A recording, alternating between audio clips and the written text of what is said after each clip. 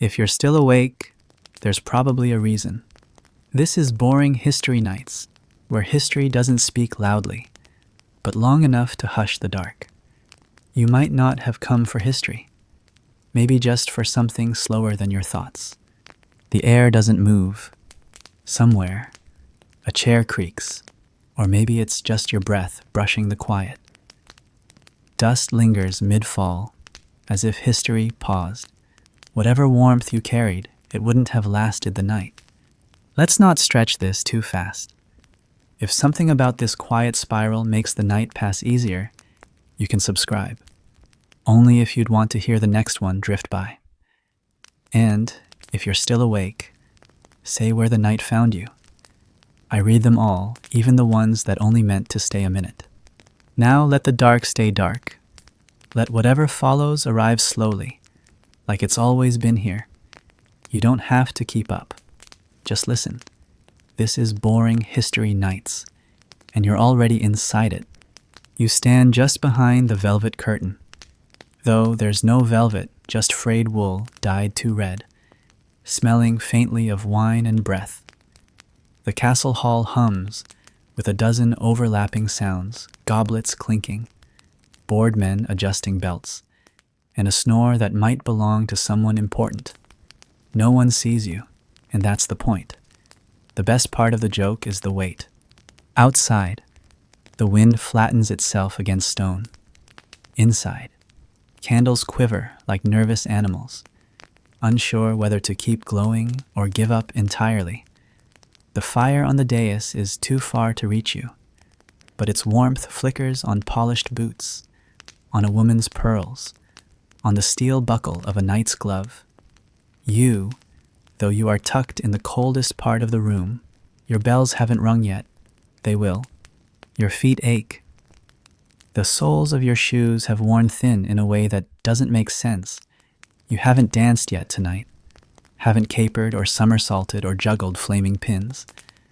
But somehow, the ache is already there, sitting just behind the bones, a memory of motion you haven't performed. Your costume is tight, sewn from scraps of red, yellow, and green, stitched by someone who had never worn joy. The colors are loud, because your voice must not be. You listen to laughter that isn't for you. It begins as a polite chuckle, then lifts into something more performative, a loud guffaw, almost theatrical. You know that sound well. That's how nobles laugh when they aren't listening. It's not about the joke, it's about timing. And timing is everything, because soon, someone will clap twice. That's the signal. Not for food, not for music, for you. The jester, the royal fool, the walking contradiction meant to be clever, but never too clever. Meant to be brave, but never challenge. Meant to entertain, but never outshine. Your entire job is to dance on a tightrope of tone too dull. And they throw bones, too sharp, and they throw you. The weight of that tightrope settles in your stomach now, low and steady. You breathe through your teeth to keep your jaw from trembling, not out of fear, exactly more out of knowing, of remembering. The last time you faltered, they sent you to the kennels for a night. Not as punishment, at least not officially. They just forgot to call you back. The dogs didn't forget. You run your fingers along the seams of your costume. The bells at your cuffs are silent a blessing and a curse. Their sound is your warning and your invitation. Tonight, they have not yet been given permission. You shift weight between your feet. There's a small crack in one of the floorboards under you. It always creaks when you lean right. You learned that 2 winters ago, when the frost made your ankles swell and you couldn't dance, only stagger. No one noticed then, but you did.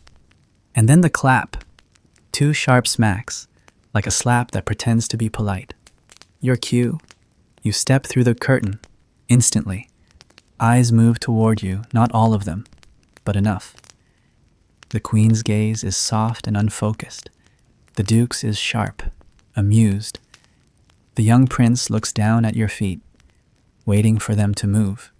You smile, but not because you're happy, because they expect it, because your smile is not your own, it belongs to the room.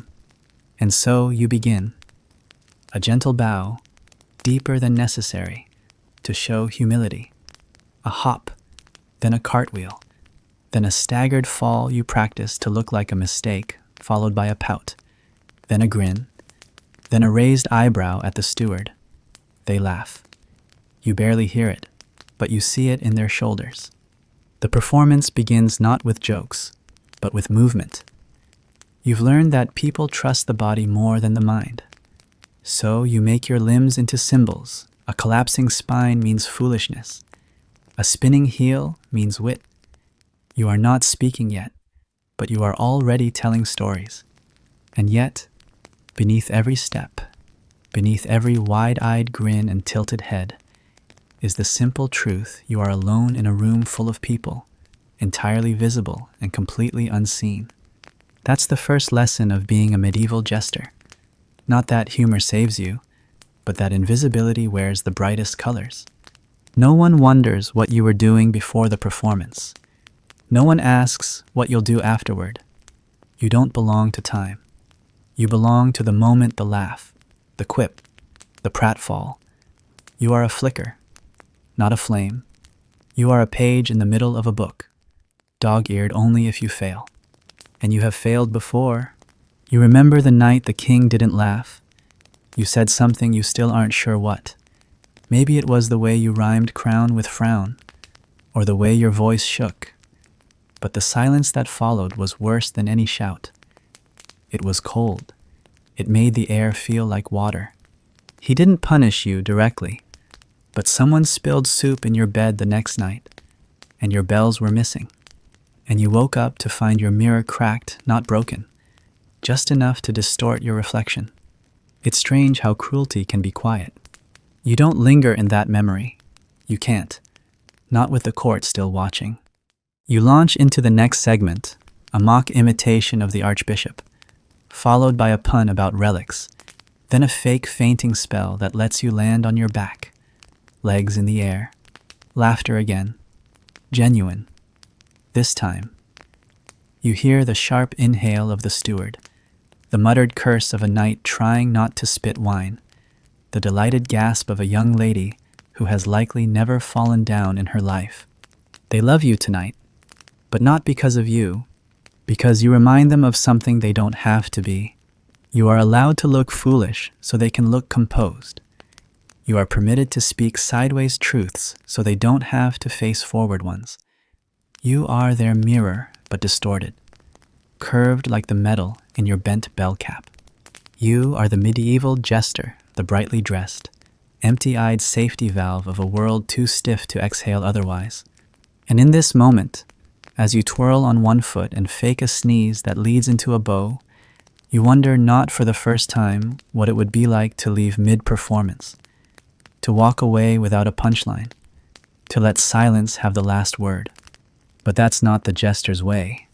You finish with a backflip you barely land, and a wink that makes the steward clutch his belly from laughing. As you step back toward the curtain, your heart is quiet, not proud, just quiet. You were funny tonight, but that doesn't mean you were free. It begins, like most things in your life, not with a question, but with an order.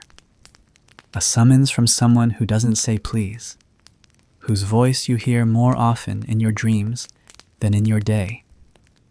And by the time the steward's footsteps have echoed out of your chamber and vanished into the muffled corridors beyond, you already know what is expected, not brilliance, not originality, and certainly not comfort, only the same face you wore last time, with the same smile, drawn again, line by line, over the one you woke up with.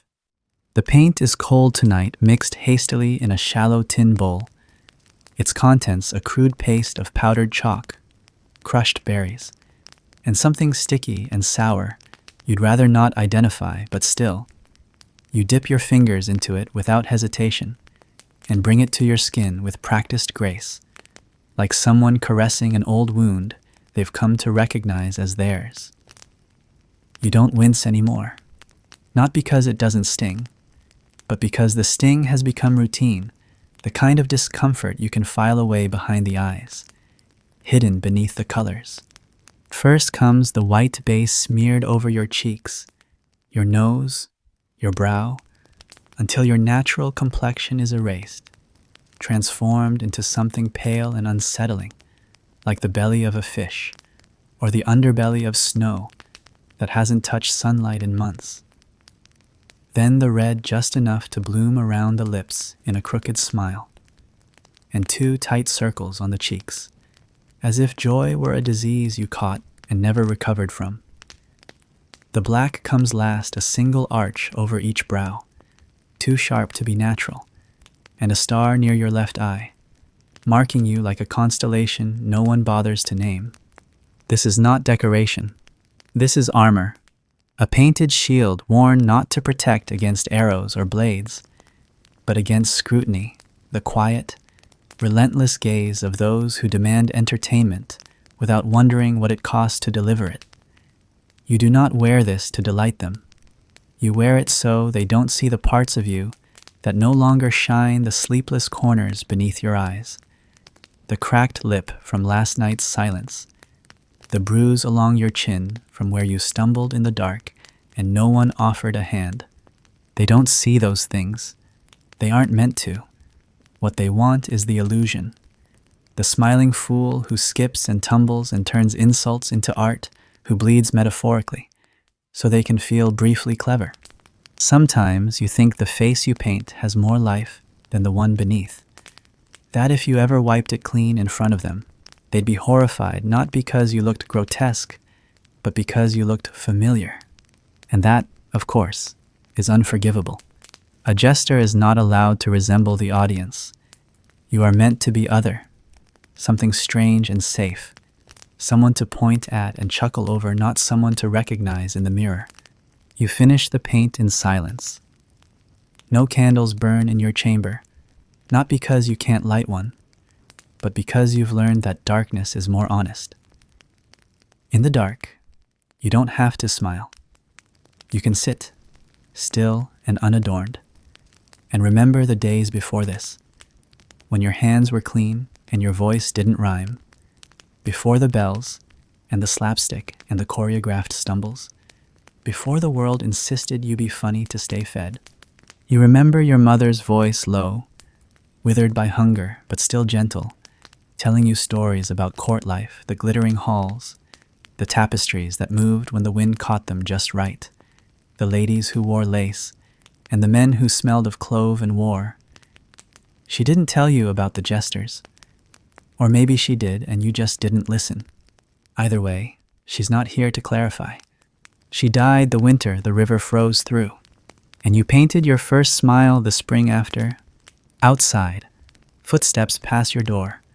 Somewhere nearby, someone coughs a wet, rattling sound that could mean anything or nothing. The plague has been gone for a year, but the memory of it lingers in every breath. You tighten the laces on your shoes, careful not to pull too hard. They've been restrung too many times, and the leather is cracked in the wrong places. You don't need a split sole during a backflip. Not again. When you stand, the bells stitched into your hem do not chime. That is intentional. You've stuffed small wads of wool behind each to keep them silent until the curtain opens. There's no point ringing before you're meant to. Timing, as always, is everything. You open the door with the same care you paint your face, slowly, quietly, like you're afraid to wake someone who hasn't slept in weeks. The corridor is empty, but the air carries a chill that doesn't come from weather. This castle was not built for kindness. Its stones are too old, its walls too thick, its people too practiced in the art of pretending you aren't really there. Still, you walk. The path from your room to the great hall is one you could trace blindfolded, left at the tapestry of the lion eating the snake, right at the staircase where the maid once fell and broke both her legs and still wasn't allowed to scream, down the hall past the chamber with the broken door that no one fixes because no one remembers who last slept there. It's strange, this life. You are surrounded by luxury silk drapes, gold-edged portraits, marble pillars, and yet you possess nothing. Not even the words you speak. Every joke is borrowed, every dance choreographed, every pause and breath dictated by men who wear robes and think your laughter makes them wise. You do not own your voice. You perform it. And the face you wear, it belongs to them too. Sometimes, when the crowd roars too loudly, you imagine peeling the paint off in front of them, flake by flake, until they see what you are underneath, not a fool, not a clown, but a person who used to dream in full sentences. But you don't. You never do. Because beneath everything, beneath the costume and the cadence and the carefully measured pauses, you are afraid. Not of punishment, that is familiar. Not of exile, that might even be a kind of freedom. But of being forgotten, because if they forget you, the person behind the paint, then who were you all along?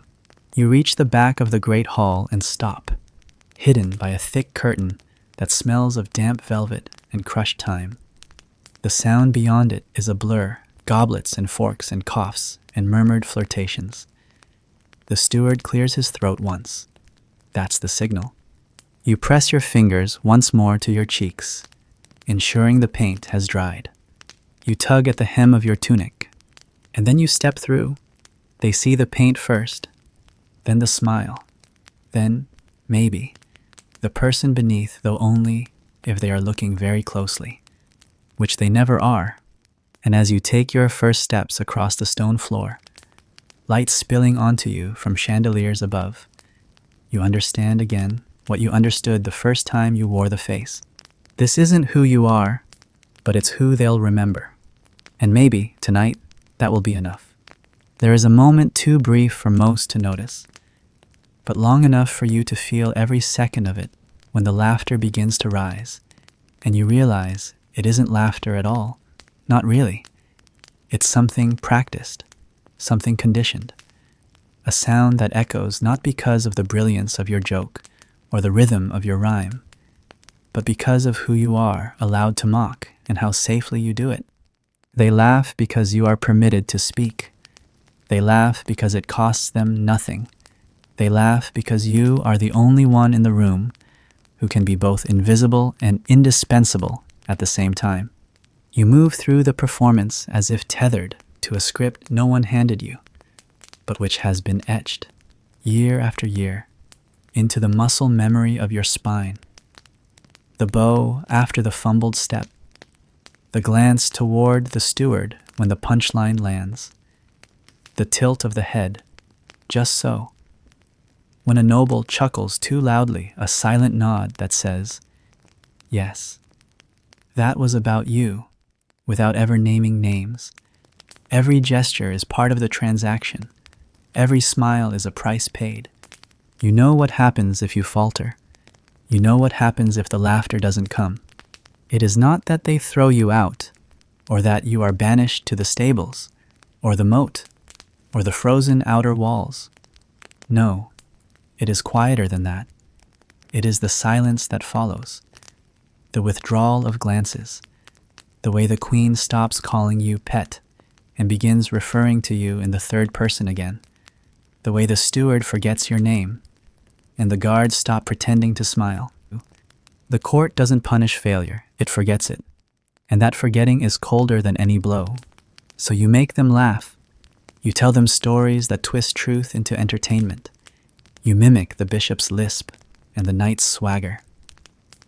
You parody the merchant's greed and the peasant's filth, all while never forgetting that you too are part of what's being mocked, that your role is to serve, not to reveal. Your wit is sharp, but dulled just enough not to wound. Your words hover near the edge of critique, but never leap. They reward you for this, with scraps. Not just the crusts left over from the feast, though those too, offered with a chuckle, as if to suggest generosity, rather than pity, but scraps of attention, of borrowed affection, of false familiarity. The queen touches your cheek once and calls you her little joy. The prince tosses a silver coin your way when you make him smile during a sullen afternoon. The steward winks when you tell a joke that makes the bishop shift uncomfortably in his seat. And for a moment, you feel seen. Not as an equal that would be unthinkable, but as a favorite toy, one that hasn't broken yet. You dance for these moments. You swallow your pride, your hunger, your weariness, because in this place, approval is currency, and you are always bankrupt unless you're performing. There are nights when you lie awake on the straw mattress in your chamber, staring at the darkened ceiling, and wonder whether you've ever actually said something real in their presence, something unscripted, something unpainted, something yours, and you cannot remember, not because you haven't tried, but because when you did, no one responded. They blinked, looked past you, moved on, as if the real you had no place among the jests. Your service is not only in laughter, it's in containment. You hold the anxieties of the court, the tensions between nobles, the repressed cruelties and forbidden desires, all within the safe boundaries of performance. You mock what they cannot, speak what they won't, and bear the weight of their amusement like a chain hidden in ribbons. They are not cruel, not exactly, or at least, not intentionally. Their cruelty is structural, embedded in the architecture, in the etiquette, in the invisible laws that govern who is allowed to stand where and speak how and leave when. You are not locked in a cell. You are given a stage. And that stage is the most elegant prison ever built. There is a moment, near the middle of your act, when you catch the eye of the queen and she is not smiling, not frowning either, just watching. Her gaze is unreadable, like the surface of a still pond, and for a second, it almost breaks you. You feel your hands tremble, your voice stutters, but you recover, barely, turning the moment into part of the routine of faltered line, followed by a self-deprecating jab that wins them back. They applaud, the moment passes, but it doesn't pass for you. You will replay that look again and again tonight, trying to decipher it. Was it boredom? Pity recognition? Or simply nothing, a blankness born of centuries of inbreeding and etiquette? You'll never know.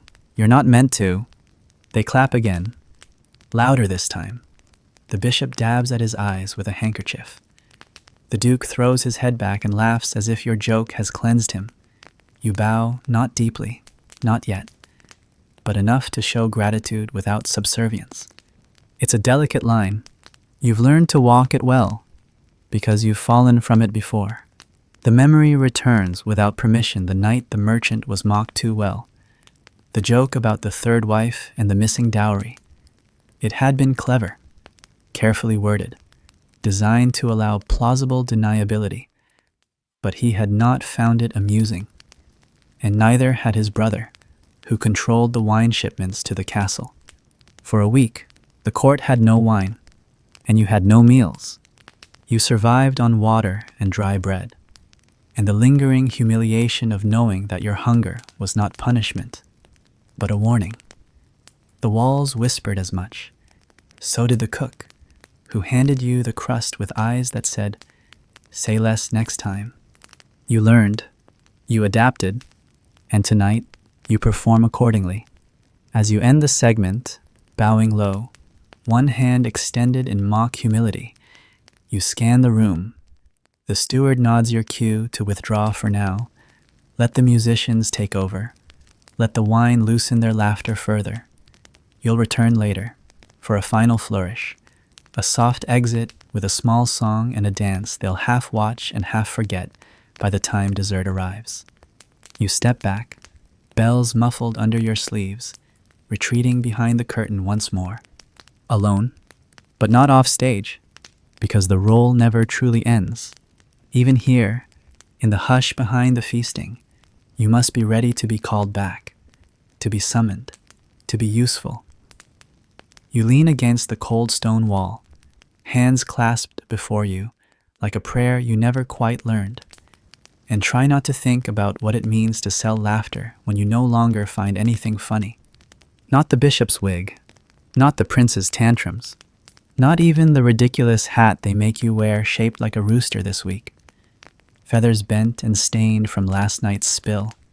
There's nothing amusing about it anymore. But still, you smile. Still, you perform. Still, you serve. And they keep laughing. Because that is what they paid for. And this is what you sold. If your eyes are fading, let them. The story wasn't waiting for anyone. They always say you're clever.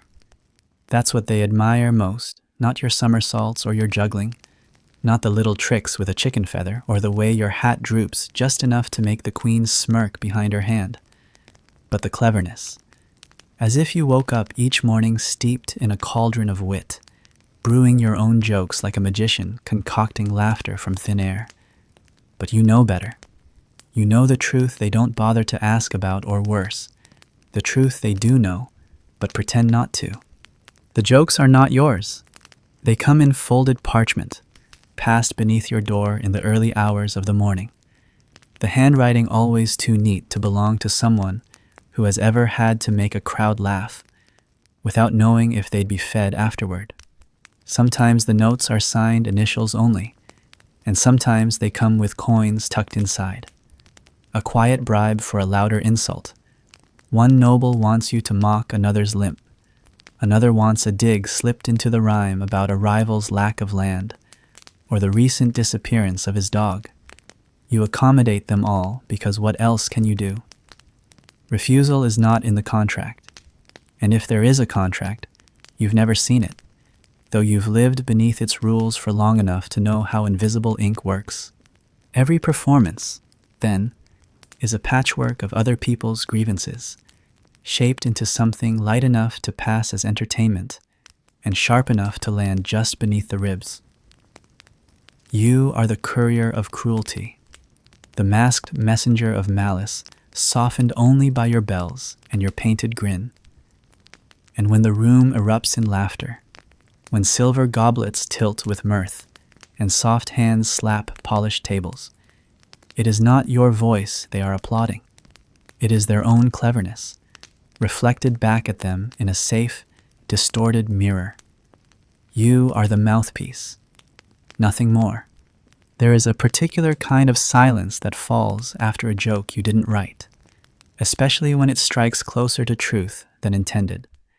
The silence where someone chokes slightly on their wine, and someone else coughs too deliberately, and you wonder whether you've just slipped a little too far into honesty. But it wasn't your line. You were only repeating what was handed to you. Still, they'll remember you for it, because delivery, they say, is everything. But when they frown, it's not the ink-stained hands behind the curtain they'll glare at. It's you in your patchwork tunic, you with your smile too wide, you standing alone at the center of a joke no longer welcome. And when they cheer, oh, when they cheer, you feel the echo all the way down your spine, not as praise, but as proof that you are a successful jester, that you've made it, that you're thriving in your role, in this strange occupation built on contradiction, to say everything without meaning anything, to provoke without responsibility, to jest without authorship. There was once a boy, you remember him still, barely older than the wine servant, small hands always stained with ink. He used to linger outside the kitchens with his notebook, asking you what made something funny. You told him, back then, that it had to come from truth, that a joke without truth was just noise, and the court had enough noise. He nodded solemnly, then disappeared for weeks, and returned one day with a folded page filled with rhymes about the steward's baldness and the queen's fondness for overripe pears. You read it, and you laughed genuinely, not because it was brilliant, but because it was free. It had no agenda, no sponsor, no blood beneath the ink. You never saw him again. Sometimes, When the parchment slips under your door now, you wonder whether it's his hand that writes them, whether that boy grew up into a shadow behind a desk, shaping laughter with no stage, and whether he too paints his own face before bed in visible colors, invisible lines. Or perhaps he grew up to be someone else entirely, someone who forgot how dangerous truth could be when it was wrapped in a rhyme. You no longer ask. There's no time for nostalgia, not when the show must go on. Tonight, the parchment instructed you to make a jest about the Queen's latest necklace, a heavy thing, gleaming with imported amber and framed by a scandalous rumor that it was once promised to a rival duchess. The wording is delicate, clever in the way only cowards are suggesting, without accusing, teasing without consequence. You deliver it as instructed, timing the pause between the rhyme's second and third line so precisely that the room erupts on cue. The Queen laughs. That is all that matters. She laughs, and the steward relaxes. The Duke leans back in his chair. The bishop takes a sip of wine and raises his eyebrow toward the boy who had placed the cup. The moment glides past like a well-oiled cart, smooth and forgettable. But you don't forget. You remember how your lips shaped the joke. You remember how they looked at you after. And you remember, perhaps more clearly than you should, the sharp glint in the Queen's eyes as she turned away. There are times when you wonder what would happen if you ever said no. Not loudly, just once, quietly. Refused to speak a line that didn't belong to you. Shook your head when the steward handed you a jest designed to humiliate. Refused the cruel pun. Tossed the parchment into the fire before even unfolding it. Would they strip your bells? Send you from the court? Would they laugh anyway at your defiance? Or worse, would they stop seeing you altogether? You try not to imagine it, because the only thing more terrifying than being mocked is being forgotten. Invisibility is bearable when it wears paint and commands applause. But true erasure, the kind where your name becomes a memory no one keeps, that is the end of all jesters. And so you read the parchment, and you perform the joke, and they laugh, and you smile. And somewhere beneath all of it, you ask yourself the question you've never spoken aloud, not even in the privacy of your own mind until now. When did you stop wanting to be funny? It wasn't always like this. Once, long ago, when the world was still a bit softer around the edges, and your voice hadn't yet learned to tremble. You made a child laugh in the market. She had been crying over a cracked toy, something simple and wooden, carved into the shape of a horse, and you picked it up, spun it around in your palm, gave it a squeaky voice, and made it gallop across your arm like a clumsy knight. Her tears stopped. Her eyes widened. Her laughter was not like this court's laughter. It didn't echo or perform. It just rose, sudden and complete. You remember that moment more clearly than any royal banquet. And sometimes you wonder if that was the last true joke you ever told. Because everything since then has been staged, painted, polished. Nothing spontaneous, nothing yours. And yet, the court believes you belong here. They tell you so. With every clink of goblet, every applause timed to the landing of your lines, every moment they lean forward in expectation not to hear what you might say, but to hear what they already wanted to be said. They own the laughter. You only deliver it, and if tomorrow they asked you to tell the joke that broke another man, a merchant, a knight, a priest, a page, you would do it, because you have done it before. Because to survive as a medieval jester is not to be funny. It is to be obedient, to twist your own tongue into the shape of other men's intentions and call it wit, to erase yourself again and again until all that's left is timing and tone, to wear your painted face like a contract and smile, because the joke was never yours. It never had to be. There is an art to mocking power without becoming its victim, a subtle, invisible dance that requires more balance than any court acrobat could ever achieve. A constant recalibration of tone, timing, and distance, where every gesture you make must hover precisely at the threshold between entertainment and offense, never tipping too far toward either, never revealing too much of what you actually see or know or think, because once the mask slips even for a moment, you risk more than humiliation. You risk the only thing you have left, your position within the strange, precarious web of privilege that allows a fool to live among kings. It is perhaps the cruelest irony of your profession that the one person permitted to speak freely must never do so honestly. You are expected to mock the bishop's sermons, the knight's blunders, the queen's vanity, and even the king's notorious temper, but only ever as a shadow version of yourself, an echo with the corners softened, an impersonation of rebellion that poses no real threat. They want you to push boundaries, yes, but only the ones they draw. And when they laugh, oh, how they laugh, it's not because you've exposed anything new, but because your mockery allows them to pretend that nothing is hidden, that if the fool can say it, it must not be dangerous. But you know better. You've seen what happens when mockery hits too close to the bone, when a jest spoken too smoothly slips past the court's armor and into something raw, something real. You remember a night when a juggler turned jester from the southern provinces performed for a visiting baroness? His jokes were clever, too clever, perhaps layered with double meanings and an edge that drew admiration from the younger nobles. He danced, he sang, he mimicked the king's gait with such precision that even the queen could not suppress her laughter.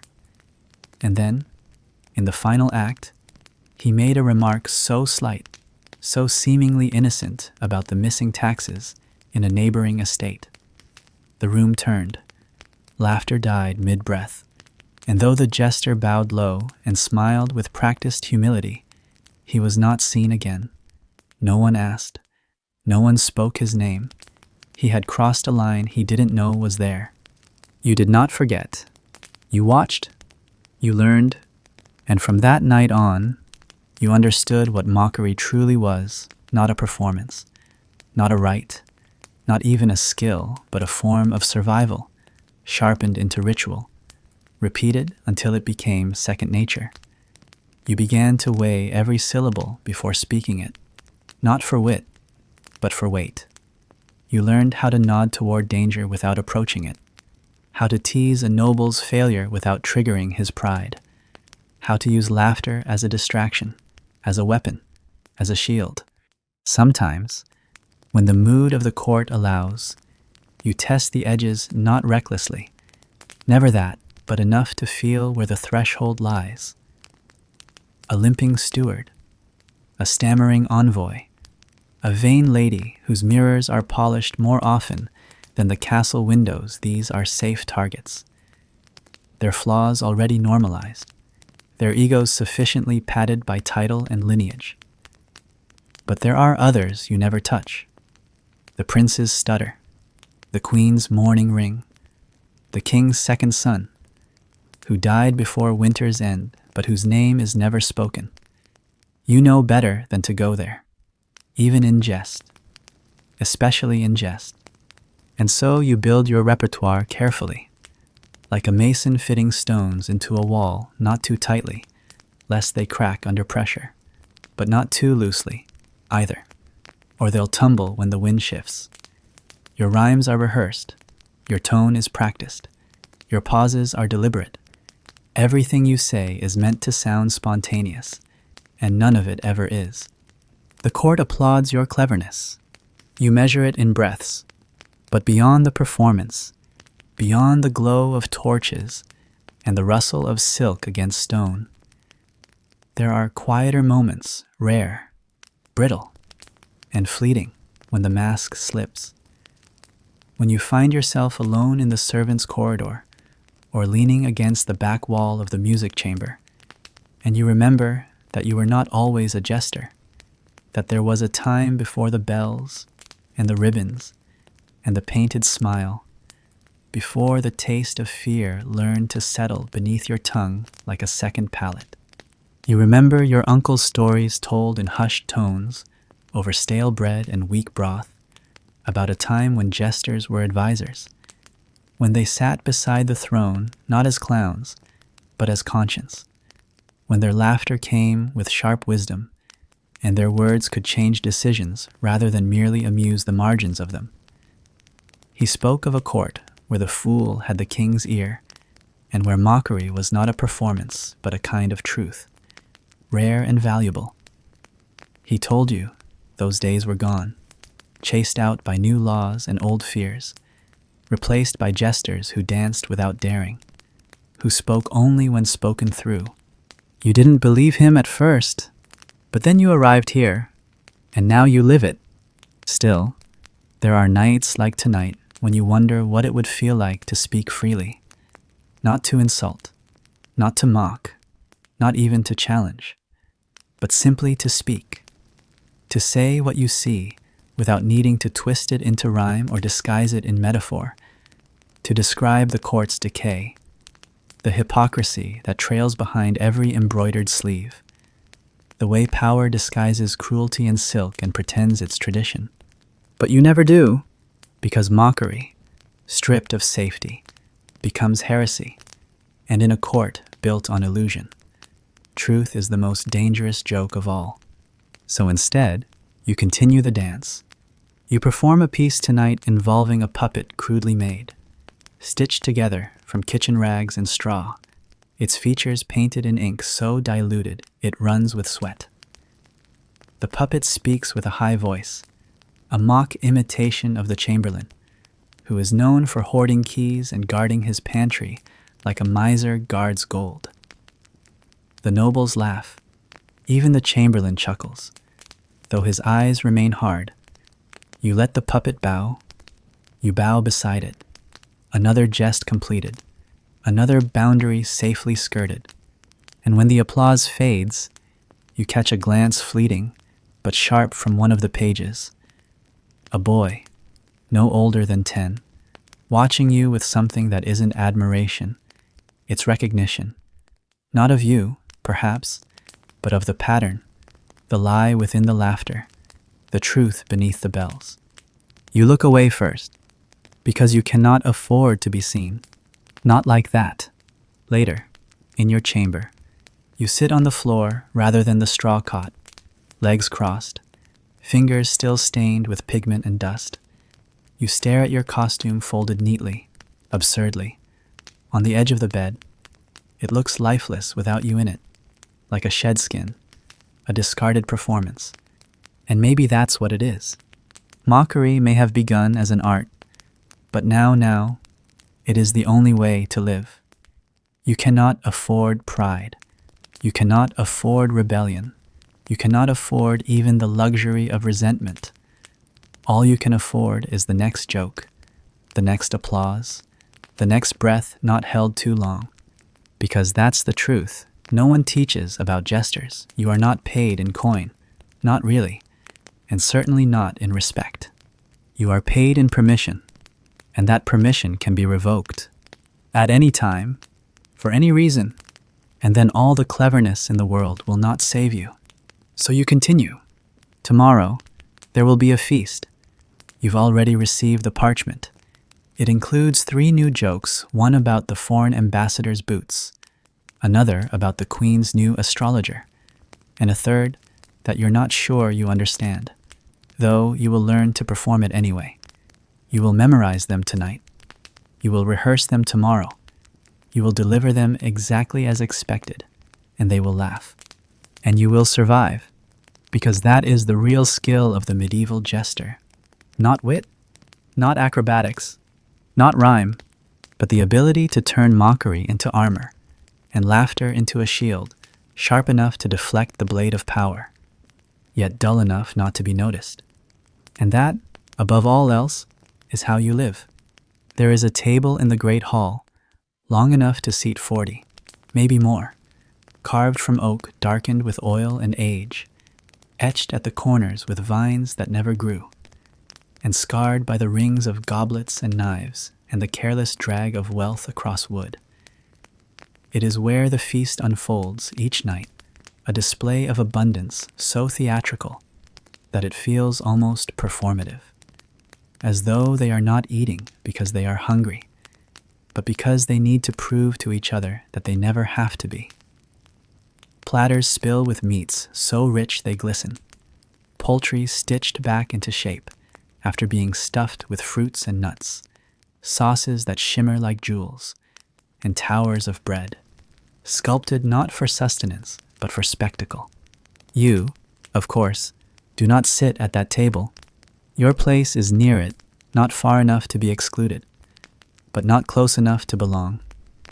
You perch on a three-legged stool near the dais, where your painted face and jingling sleeves serve as ornamentation. Another part of the display, no different than the candelabras or the centerpiece of roasted swan. You are not decoration by design, perhaps, but you've learned how to be decorative nonetheless, how to exist without intruding, how to be just present enough to remind them that you are there, but never so bold as to invite engagement beyond amusement.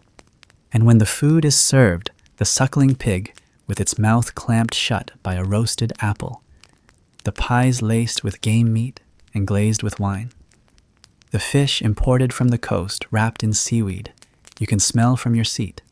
You watch it all pass you by, not with resentment. You've trained that out of yourself, but with a kind of resignation that tastes not bitter, but hollow, like chewing on the memory of flavor without the food itself. Eventually, someone will remember you. The queen might laugh a little too loudly at something her cousin says, then glance your way and gesture vaguely toward the sideboard. The steward will follow her eyes, and someone, a page or perhaps a kitchen boy, will approach with a tray that no longer steams. On it will be bones, picked clean with the precision only boredom can produce, bits of gristle, bread heels soaked with too much wine or not enough broth, a rind of cheese hardened at the edge like old wax. You will accept it with a grin, with a bow, with a clever remark about the generosity of royalty. They will laugh. You will eat. Not because it is offered, but because it is permitted. There is no shame in hunger. Not really, but there is danger in acknowledging it. If you were to ask even softly, even politely for a portion before it was given, you would be rebuked, perhaps not openly, but with a coldness that would take days to thaw. The court doesn't like to be reminded of appetite, especially not from those whose function is to distract from it. You are there to be light, to be levity, to hover just above the visceral needs of the world. You are not meant to crave. And so, you don't, or at least, you pretend not to, even when the scraps are meager, even when your belly knots itself into shapes you once thought only dancers could form, even when you wake at dawn and cannot remember the last time you were full. Once, a visiting noble from the north, a wide man with laughter too loud, and a beard that smelled of garlic and sweat, noticed the tray delivered to you. He frowned. He asked whether that was all you received. The court went quiet, not in outrage, but in warning. The queen smiled thinly. The steward intervened with a joke.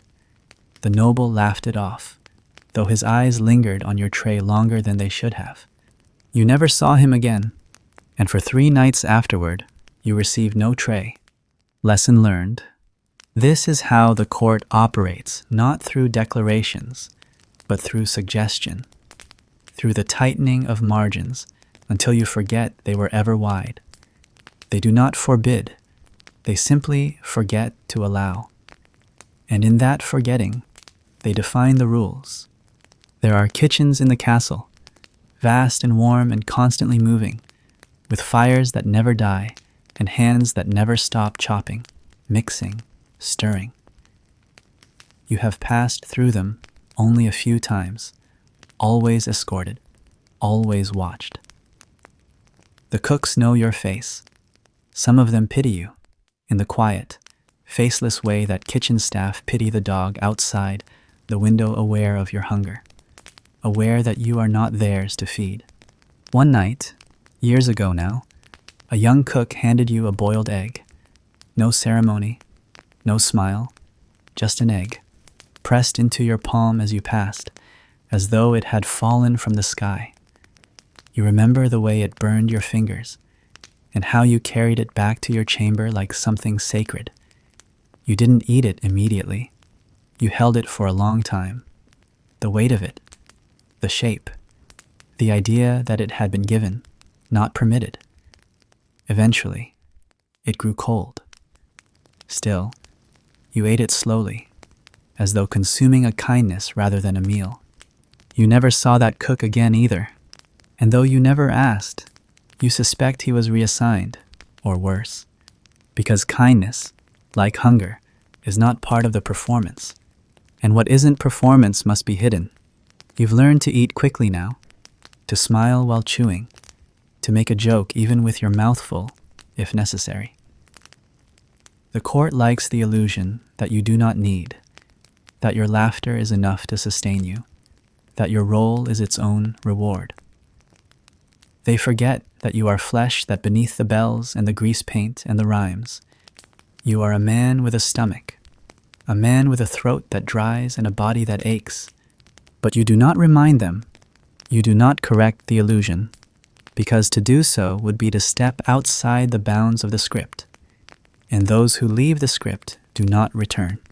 Sometimes, late at night, you dream of bread, not the crusted, wine-soaked pieces you are given, but real bread, warm, torn with the hands, steam rising like breath. You dream of biting into it, of the softness, the weight. You do not dream of meat. Meat feels indulgent, unreachable.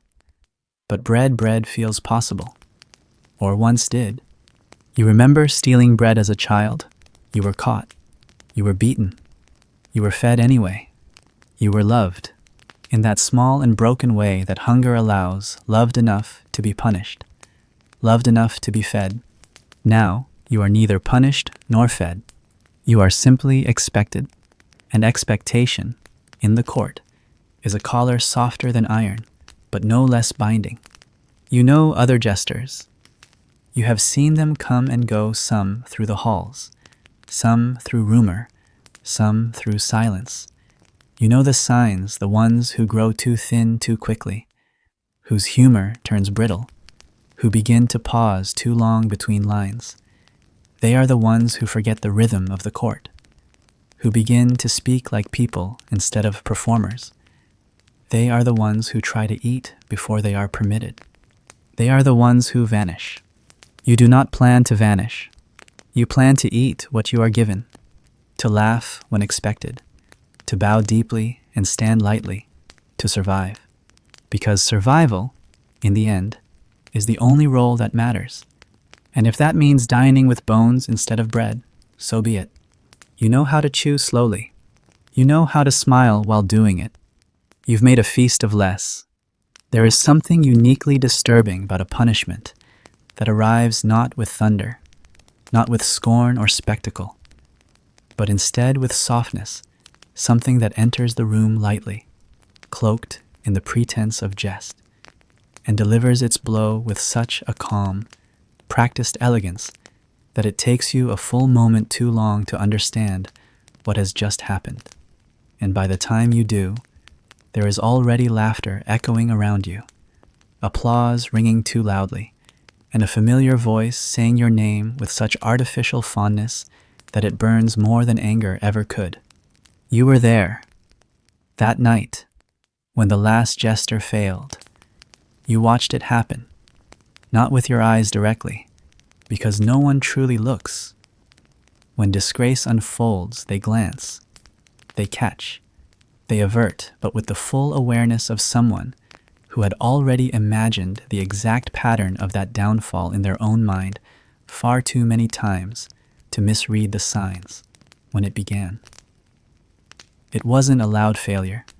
not one that involved overturned platters or enraged kings, or curses flung across the great hall like daggers. It was quiet, lethally, quiet, the kind of silence that descends when something unspeakable has been spoken, when a line has been crossed not with fanfare, but with a misjudged inflection in a room too sensitive to forgive. He had been younger than you, that Jester, brighter, perhaps, or at least newer, still unwrinkled by the slow erosion of meaning that this role inflicts over time.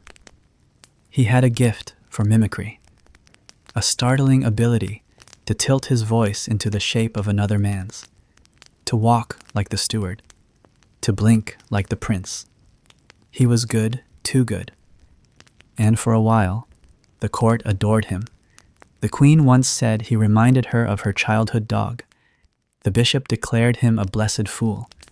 Even the king clapped once, openly, something no one had seen in months. And then, one evening, without warning or build-up or any foretaste of doom, the jester delivered a line clever. Yes, but edged too fine about the king's tax levies, linking them in verse to a farmer's starving mule. And though the rhyme was elegant and the timing perfect, something changed. You saw it.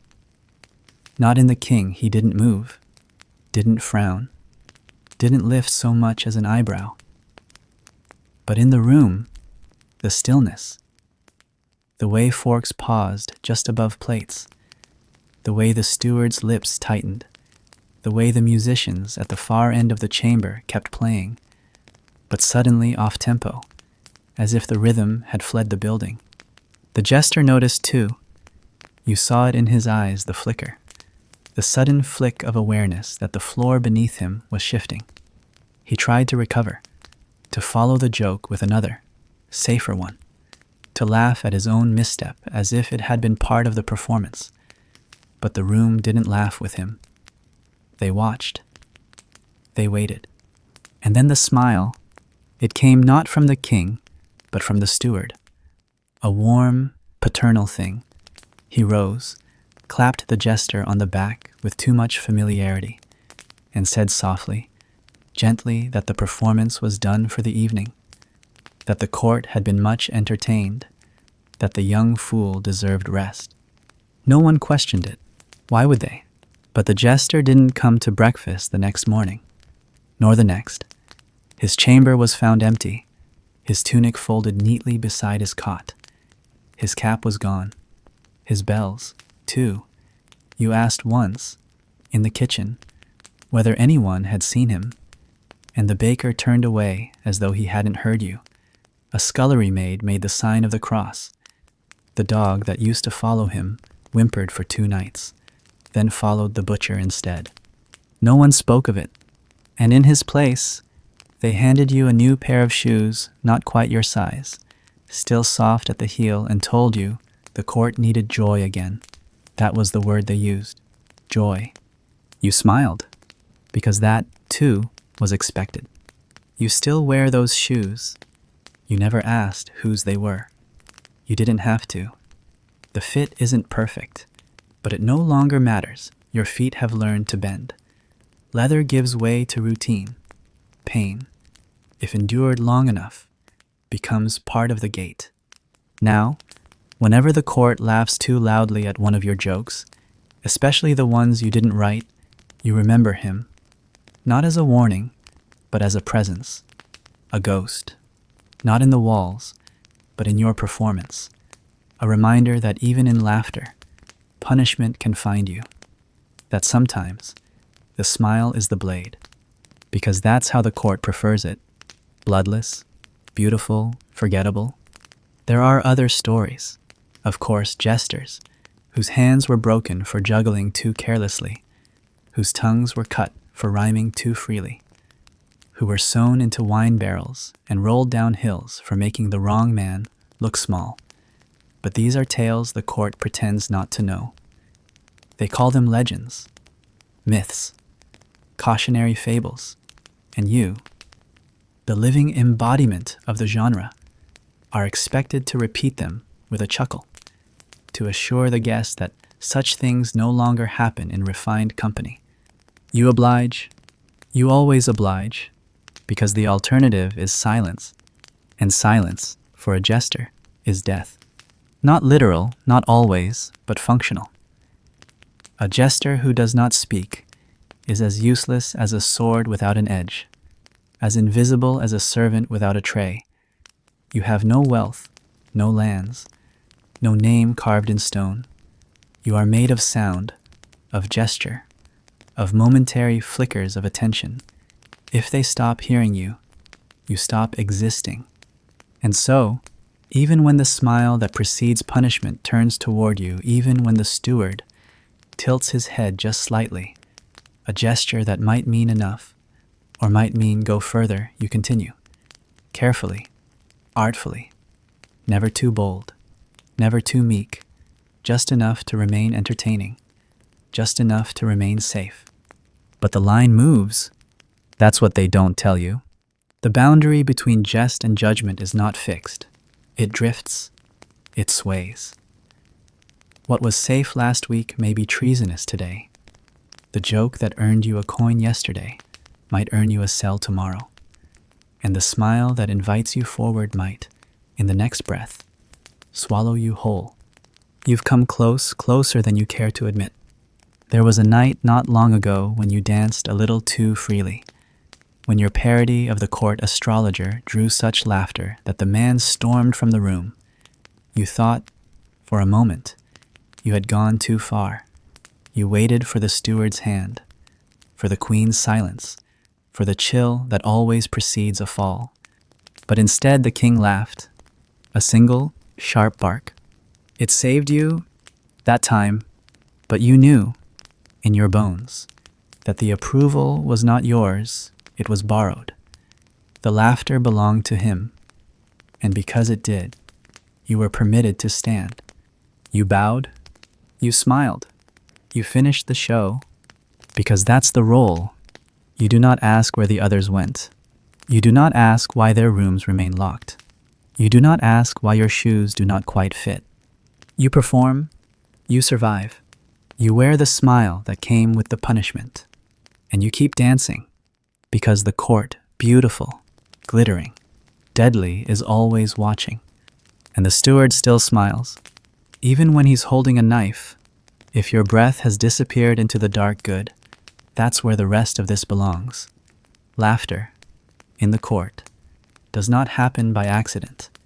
It is not spontaneous, not organic, not the kind of sound that spills unbidden from joy or absurdity, or the secret delight of something unplanned. It is, instead, a gesture, a decision, a ritual like all the others that govern this great stone hall, where nothing is truly natural, and every breath, every blink, every bow carries with it the weight of custom, hierarchy, and the sharp, silent pressure of collective permission.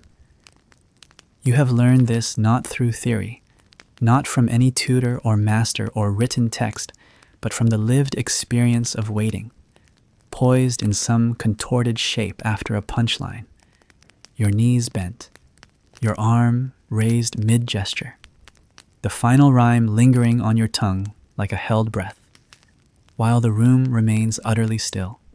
They are not deciding whether it was funny. They are deciding whether it is safe to laugh. And you know this, you feel it in the fragile pause that follows every bold line, every clever mockery of a court official, every dance that skirts the edge of parody. The nobles don't respond based on wit or cleverness, or even their own enjoyment. They respond to signals the raise of an eyebrow, from someone with more land than they, a chuckle from the steward, a glance from the queen, a narrowing of the king's eyes. These are the triggers. These are the permissions. The room only laughs when told to. And because of that, you've become a student of cues, not verbal ones, never those, but the subtleties of posture and silence and collective breath that tell you when to push and when to retreat. You can feel the difference between a good laugh and a dangerous one, between the kind that rises quickly and dies clean. and the kind that stumbles halfway through, broken by unease, by the realization that something wasn't meant to be spoken aloud, not by you, at least. You know that even the most perfect joke will fall dead if the queen does not smile. You know that no one wants to laugh first, but no one wants to laugh last either. There was a time, early in your tenure, when you still believed the performance was yours. You thought that if you moved just right, if your rhymes were sharp enough, your voices vivid enough, your mimicry subtle and exaggerated in perfect balance, you could win them. You thought you could earn their laughter, deserve it. But that illusion did not survive your first failed night. It had been a minor event, the arrival of a baron from the eastern coasts, a man known for his obsession with maritime law and his habit of eating only white foods.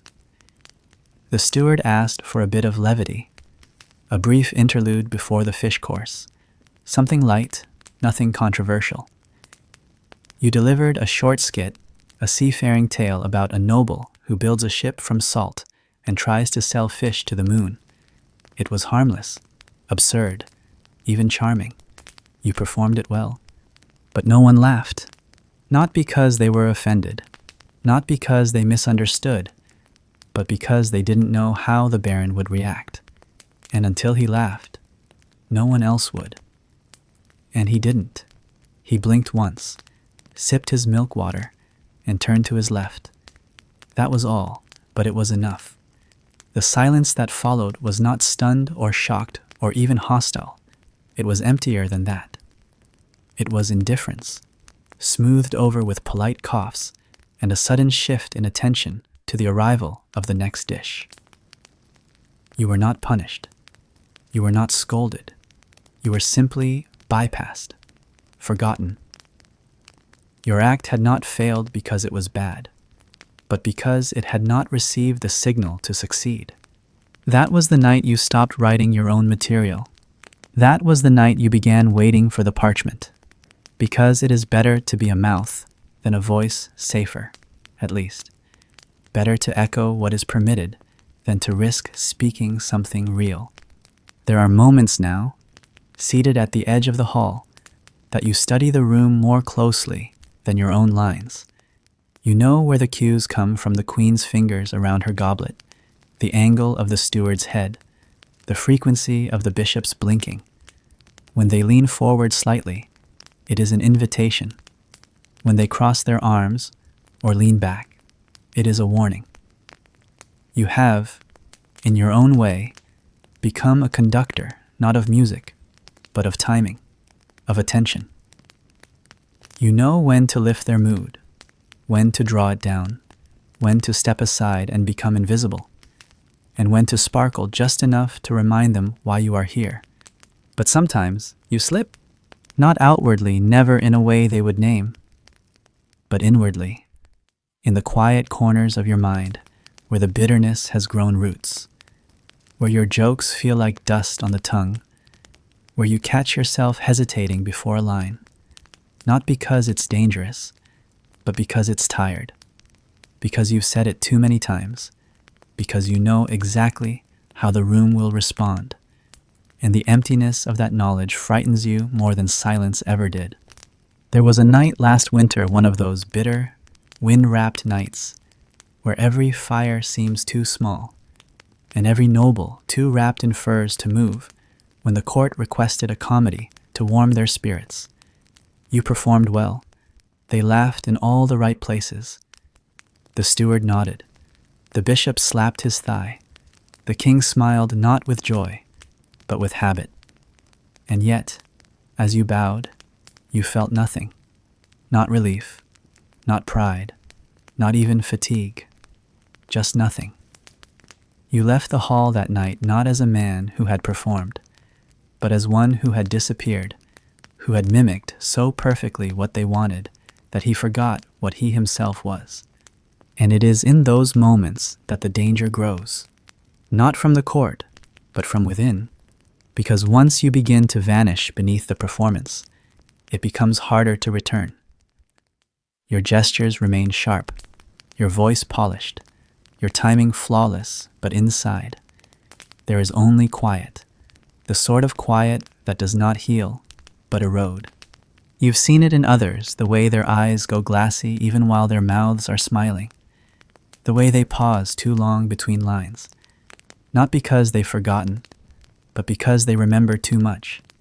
You know the signs, and you've begun to wonder how many have disappeared not by punishment, but by retreat. How many fools walked willingly into silence because the sound of laughter, false, mechanical, predictable, became unbearable. Still, you return each night. You paint your face. You practice the new lines. You check the parchment for changes, for last-minute edits from unseen hands. And when you enter the hall, when the candles flicker and the goblets glint and the laughter rises on cue, you do not wait for it. You orchestrate it. You provoke it gently, like a shepherd steering sheep with gestures so subtle they forget they're being guided. You laugh with them.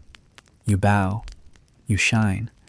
But you do not trust it, because you know, as surely as you know your own name or whatever is left of it, that the room only laughs when told. And you are not the one giving the orders. The first thing you notice when illness comes, and it always comes eventually. In halls like these, where the fires burn hot and the air turns thick with sweat and perfume, and the breath of too many people in too little space, is not the ache, nor the fever, nor the rattle in your chest that makes your sentences shake and your rhymes fall half a tone too low, but the silence of the body just before it begins to break, the quiet refusal of your knees to support a leap you've done 100 times, the unfamiliar hesitation of your balance as you pivot through the jest, the way your fingers fumble at the hem of your tunic as though they've forgotten the costume they've worn for years. You notice these things quietly because there is no room to mention them aloud. There is no language in the court for sickness among those who serve.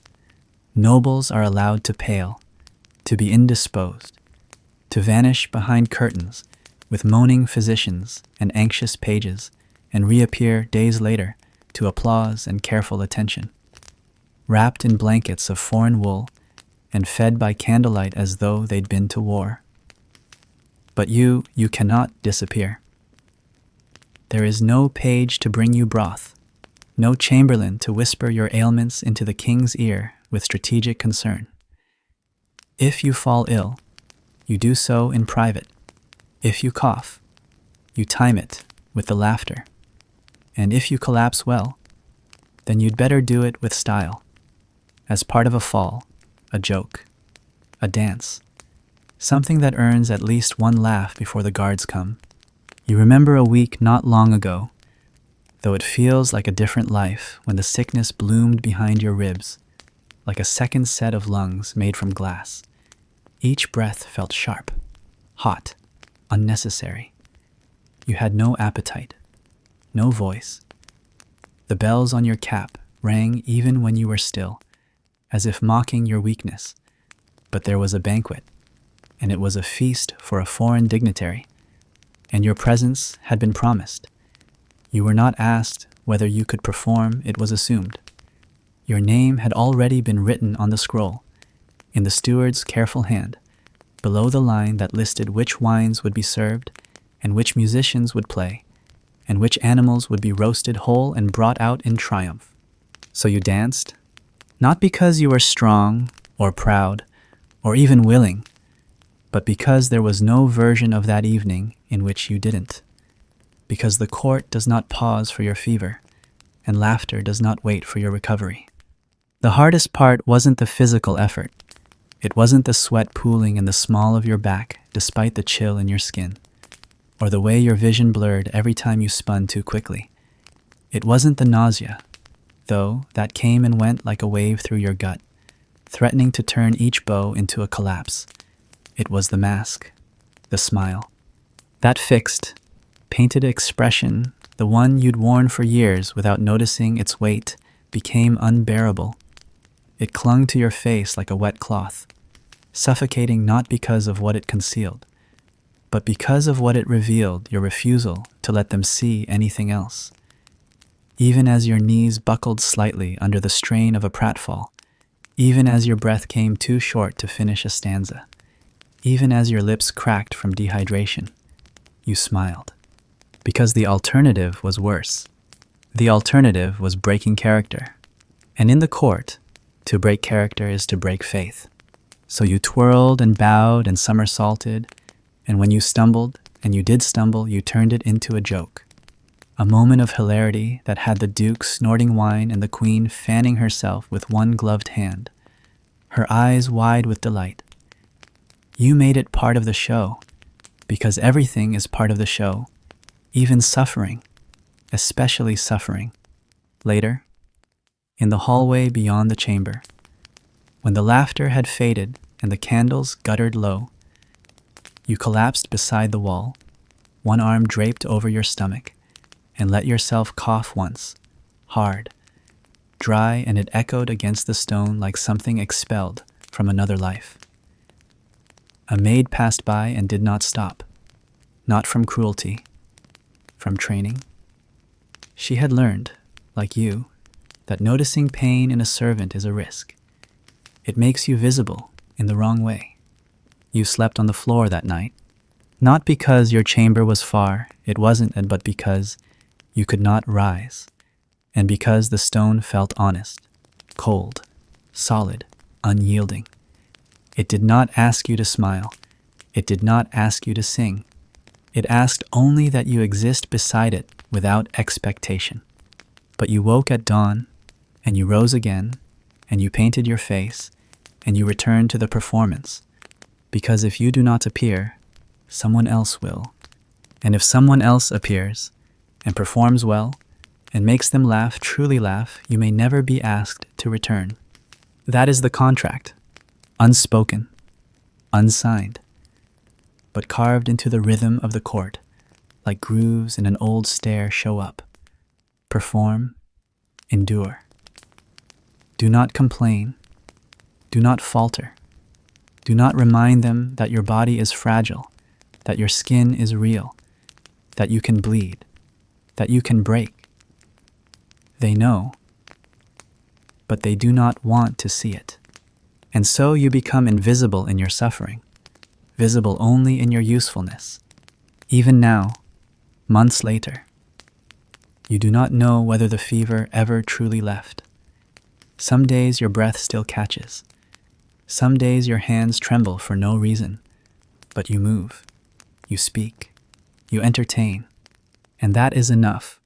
You've learned to choreograph your pain, to integrate it into your rhythm, to use your stumbles as flourishes, your gasps as pauses, your exhaustion as an illusion of emotional depth. They believe your voice cracks because the joke is sad. They believe your sway is deliberate. They believe your quiet moments are choices, not necessities. You are no longer performing despite your illness. You are performing through it. And in time, that becomes a kind of strength. Not the noble kind, not the kind celebrated in song or honored in prayer, but the quiet, corrosive strength of endurance, of adaptation, of turning weakness into camouflage. The court, of course, rewards this. Not with coin, not with kindness, but with expectation. They begin to ask more, longer sets, later nights, more complex routines. They praise your depth, your subtlety, your maturity as a performer. Without ever acknowledging what you've given up to become that way, they think you are evolving, but you are dissolving. You see it in the mirror. After the paint is removed, the hollow beneath your eyes, the way your cheekbones have become sharper, your skin thinner.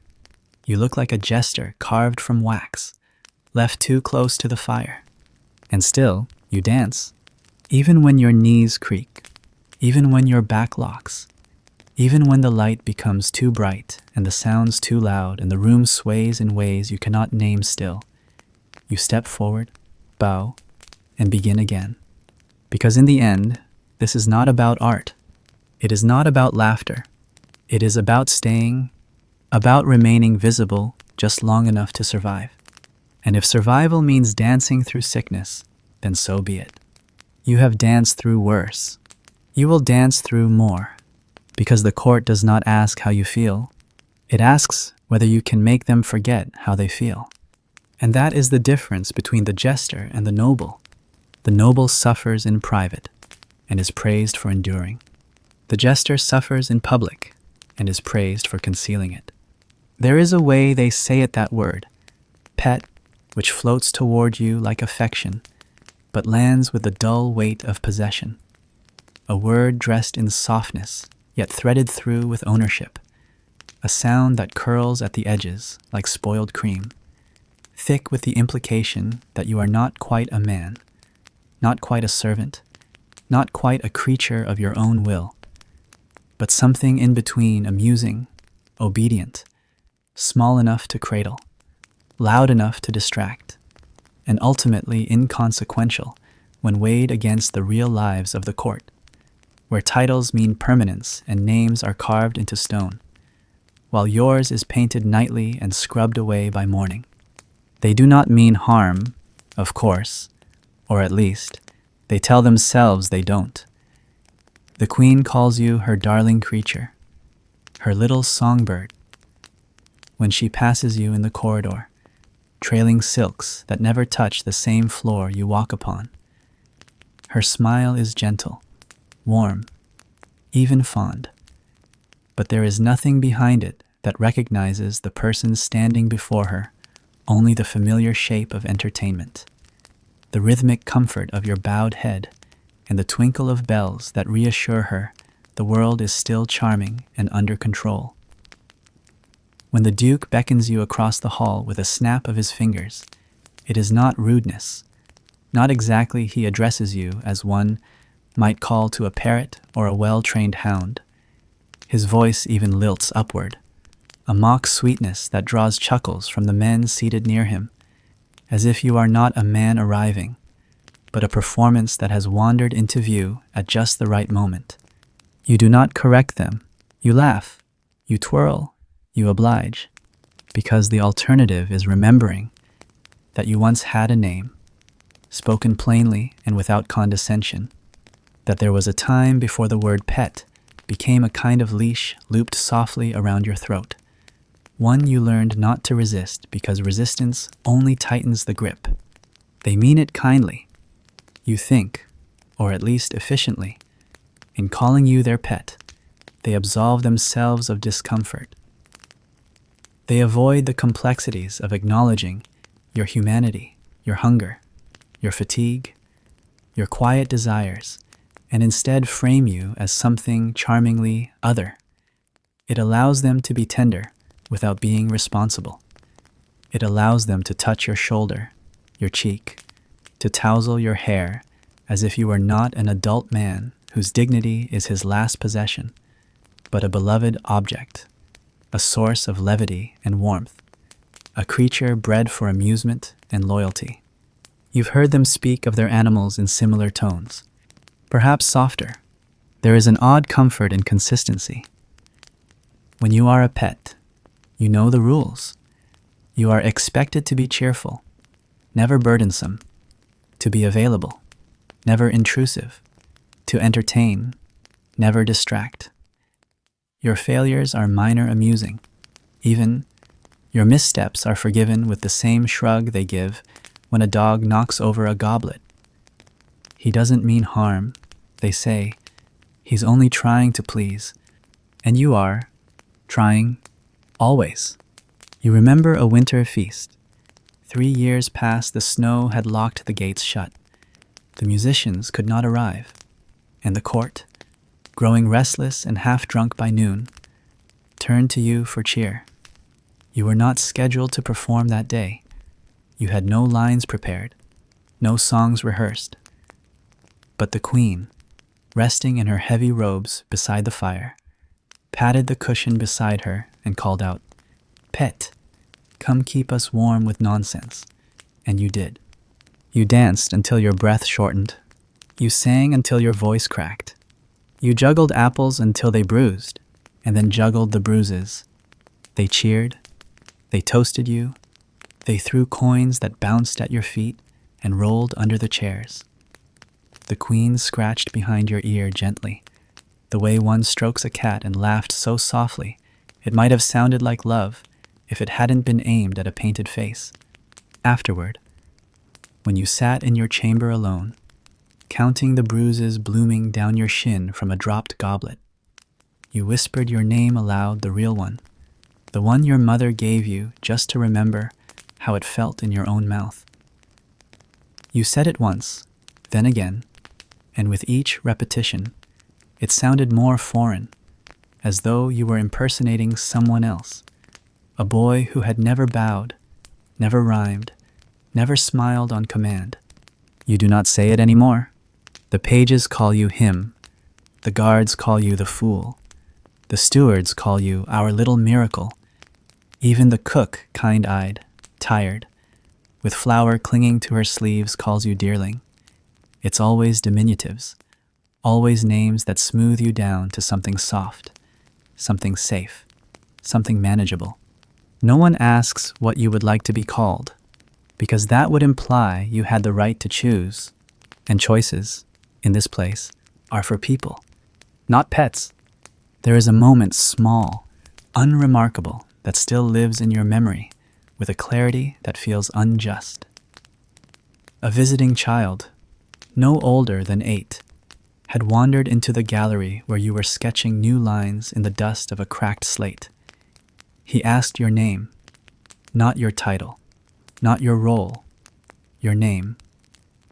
You stared at him, startled. He repeated the question, eyes wide, without agenda, and in that brief silence, the answer that came to your tongue was pet. But you stopped yourself. You told him the truth, your name, your real name. He smiled, repeated it, then skipped off down the corridor, trailing laughter behind him like ribbon.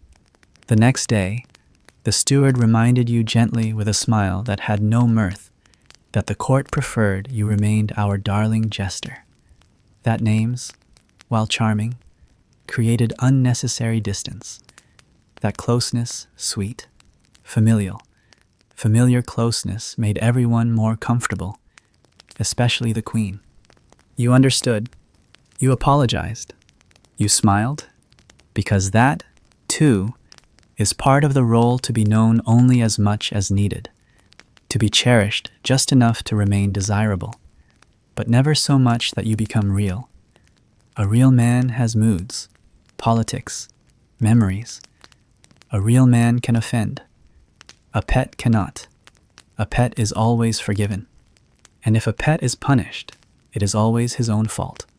You think, sometimes, about the old stories, the ones whispered by tired servants and half-mad monks about jesters who rose to prominence, who sat beside kings not as toys but as counselors, men whose humor cut deeper than any blade, whose wisdom was wrapped in riddle, whose words were feared.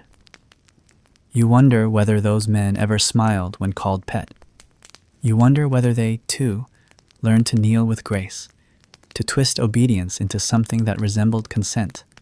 But then you remember those men are gone, their stories told by people who never knew them, their names faded into allegory. You are not legend. You are furniture. You are wallpaper with a voice.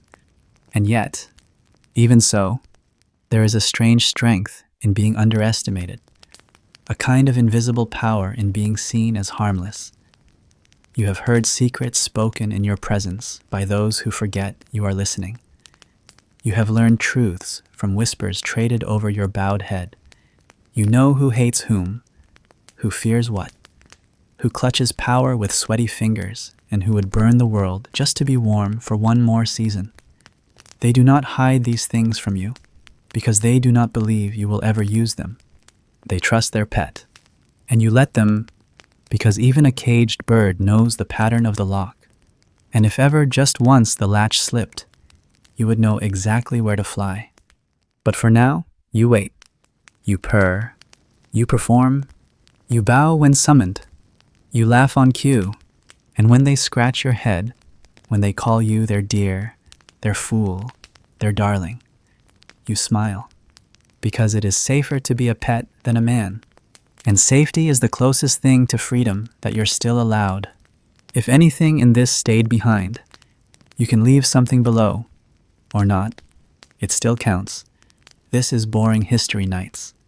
It was not the sharpest joke you had ever told, nor the most irreverent, nor the kind that sends eyebrows arching and servants whispering in corners. And yet it remains in the long, echoing memory of your profession, the most dangerous thing you have ever said aloud. Not because of its contents, which were hardly scandalous, but because of what it revealed, and who it revealed it to, and how still the room became in the seconds that followed, as though the very air had taken offense before the king had time to understand why his silence suddenly mattered more than anything else you could ever say again. You remember the moment in fragments, though you have played it over many times in your mind, not with panic, but with the practiced precision of someone who needs to learn the precise location of each misstep, each gesture, each turn of phrase that preceded the thing that could not be undone.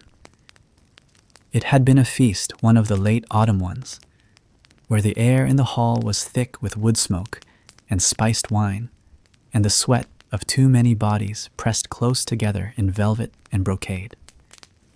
The mood was jovial, the court already softened by drink and song, and you, emboldened by the evening's warmth, leaned into your performance with just a little more fire than usual, a little more daring, a little more rhythm in your step and edge in your rhyme. You weren't trying to be brave, only memorable, and so, in the middle of a stanza about the steward's misplaced ledgers, you slipped in a single line a joke, hardly even a jab that linked the king's recent fondness for collecting foreign relics with the disappearance of the Royal Archives' original inventory. It was meant to be light, a wordplay tucked between beats, something that would bounce off the walls and dissolve into laughter before anyone had time to consider it deeply. But they did. They considered it deeply, or rather he did, because while the queen laughed politely and the steward cleared his throat too quickly, and the bishop lifted his cup in an elegant deflection, the king did not laugh. He did not speak. He did not move. He simply looked at you, and in that look, you saw something vast and still and terrible, not rage exactly, not yet, but the quiet weight of a man who had been reminded of something he thought was buried. You finished the rhyme, you bowed, you smiled, but the air was already wrong. The applause that followed was delayed a second too slow, like an echo that forgets where it came from. When you stepped back from the dais, you felt the floor differently beneath your feet, as though the stone had grown colder in the span of a single verse. The music resumed harps, flutes, the dull thump of a hand drum, but none of it sounded quite right. That night, no one said anything. You were not summoned. You were not punished. But something shifted. The steward no longer made eye contact. The kitchen boy who used to sneak you crusts passed you in silence. The maid who laughed at your impressions no longer giggled when you passed her in the corridor. It was as if your presence had become thinner, ghost-like, tolerated but not trusted. And in the king's gaze, when it did return to you days later, in the garden, during a midday stroll you were not invited to but nevertheless attended, there was no recognition, not of offense, not of forgiveness, just a vague, practiced courtesy that did not reach his eyes. You were no longer amusing. You were no longer safe.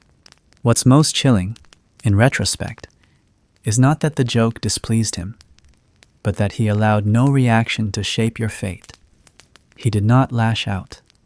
He did not strike your name from the rolls or order your dismissal or call for your silence. He simply stopped looking at you like something that mattered. He let the room correct itself. He let absence do what punishment could not. And absence is more powerful than scorn. When they punish you, there is still a shape to your presence, a function, a boundary, a momentary drama in which you play a role.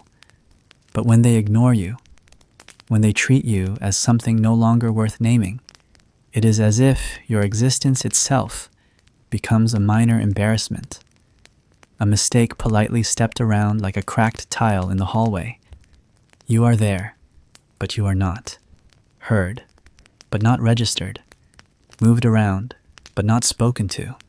You do not know if the king ever truly heard what you meant, if he understood the shape beneath the rhyme, the question tucked between syllables. Perhaps he did. Perhaps that was the problem. Or perhaps he simply disliked the rhythm, the way your voice cut across the room with a brightness that was not requested. In any case, the result was the same. You lost something that night, not a position, not a title, but a thread, a tether, some delicate connection that had once allowed you to walk the razor's edge of satire with just enough protection to believe it was skill, not luck. That kept you from falling. And without that thread, everything is quieter. You still perform. They still applaud. But the laughter doesn't linger the way it once did. The jokes land, but lightly. You are given fewer lines, fewer cues. You are included, but not invited. And in this strange half-light of courtly disfavor, too minor to name, too subtle to correct, you begin to understand the most important truth of your station. You were never untouchable, only permitted. And permission, in this place, is not a right. It is a mood that can shift in a single breath, a mood that frowns instead of laughs. You spend more time alone now, not by choice, but by ease. Solitude becomes a kind of comfort, a space where you are not expected to perform, where your silences are not suspect, where you can sit without painting your face and listen to the wind echo through the stone corridors like a forgotten verse. In those hours, you remember your beginnings, the first days at court, the awkwardness of being costumed, the thrill of being noticed. You remember how hard you worked to be charming, to be just clever enough, just bold enough, never too much. And you wonder if perhaps that was your first mistake, believing that the court's laughter was a reward, rather than a lease. There are still nights when you feel the pull, the temptation to test the edge again, to lean into the sharpness of your thoughts, to let the words come unfiltered, unsoftened. But you don't. You temper your verses. You measure your rhythm. You let the safe jokes lead, because the room remembers the joke that made the king frown. And so do you. You carry it now, not like guilt, not even like regret, but like a key, a knowledge too valuable to discard. You learned the cost of misreading the mood. You learned that truth, however delicately phrased, must be rationed like wine in a famine. And you learned, most of all, that a single glance, or the lack of one, can redefine your place forever. So you wait, you watch, you perform, and when they laugh, you smile not because they find you amusing, but because they've forgotten, for now, what you almost made them remember. That the jester is watching, too, and that the sharpest joke is the one never spoken. If you've started slipping out of it, keep going. The past barely noticed you were here. Not every line you spoke was meant to amuse. Not every stanza that spilled from your lips was crafted merely to elicit laughter or applause, or the fleeting satisfaction of having played your part well in front of wine-softened nobles who needed to laugh more than they wanted to understand. No. Some of your rhymes, veiled in rhythm and wrapped in rhyme schemes that sounded harmless and light, were, in fact, messages, tucked like pressed flowers between the folds of performance, carrying quiet truths too dangerous to say plainly, truths you dared not claim, and yet could not quite silence. It began not with strategy, not with rebellion, not with any desire to subvert the order of things, but with the simple ache of being unseen, the heavy loneliness that settled beneath your painted smile after years of pretending that your silence was chosen, your performance effortless, your obedience sincere.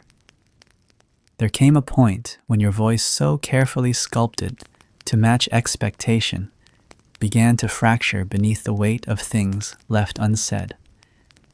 And when the silence became unbearable, you began, almost by accident, to speak sideways, to hide your meaning in cadence, to place your sorrow in songs that no one listened to deeply enough to decode. The court hears what it wants to hear. That much you've learned. You can rhyme about corruption, about hunger, about the absurdity of crowns passed from madmen to children, and they will nod and chuckle, assuming it all to be metaphor, performance, jest, and perhaps it is. But beneath that jest is something else, something sharpened, something real. You remember the first time it worked, truly worked, the moment you slipped a line into a midsummer ballad about a falconer who clipped his bird's wings out of jealousy, so the bird would never fly higher than his master's roof. You sang it with the usual flourish, stepping lightly across the dais, your bells muffled under new satin cuffs, and you watched as the courtiers laughed, as the steward smirked, as the queen clapped softly from her throne.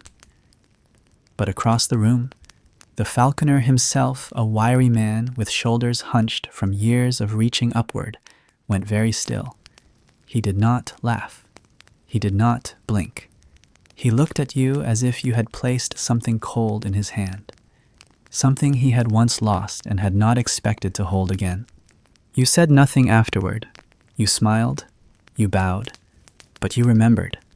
It was then that you understood what power still remained to you, even here, even in exile dressed as intimacy, the power not of open speech, but of the encoded whisper, the message buried beneath melody, the protest disguised as poetry. You were no longer just a fool. You were a courier of quiet resistance, and the court, too busy laughing, never noticed. Not all secrets you carried belonged to others. Some were yours, and hiding them in rhyme was less about rebellion and more about survival. Pain, spoken plainly, invites pity, but pain, turned into rhythm, becomes art, and art, in this place, is safer than truth. There was a winter where the snows piled against the stone walls, in drifts so high the windows sweated ice, and the servants were given double shifts just to keep the fires alive. During that cold, long season, you composed a lullaby for the visiting children, the sons and daughters of minor lords, sent to court to learn manners, to be married off like wrapped parcels. The song was light, sweet, gently woven with images of lambs and starlight, and the hush of snowfall across hills. But buried within it were lines that spoke of things never named. When fire turns cold and voices don't stay, there's a door in the dark that will carry you away. You remember one child, a pale boy with a broken tooth, and a voice like thin paper who asked you, softly, whether the door was real. You told him no, of course not. It was a rhyme, a picture, a dream. But he looked at you and nodded, like someone who already knew the answer. There is something sacred about being misunderstood in plain sight. It frees you. The court applauds your wit, your charm, your effortless rhyme. They praise you for your clever inversions, your innovative uses of old melodies. They do not know that half your stanzas are confessions, admissions of sorrow, of hunger, of a longing so wide it no longer fits inside your chest without being disguised as music. They do not know that your jokes are cages and your verses keys, and that some nights, when the chamber is empty and your face is scrubbed clean, you whisper your own name into the dark, just to remind yourself you still have one. You used to write everything down in charcoal, in chalk, in the margins of old receipts. But those pages were found once, not long ago, by a scribe who misunderstood the meaning and brought them to the steward, thinking they were audition pieces for a rival performer. You were questioned gently, smilingly, and asked whether your new tone was intentional. You laughed. You shrugged. You claimed it was an experiment. You promised not to stray so far from merriment next time. You burned the rest that night, and now you write only in the air, in memory, in the looping dance of your performance, where each step holds a word, and each gesture tucks a syllable beneath its sleeve.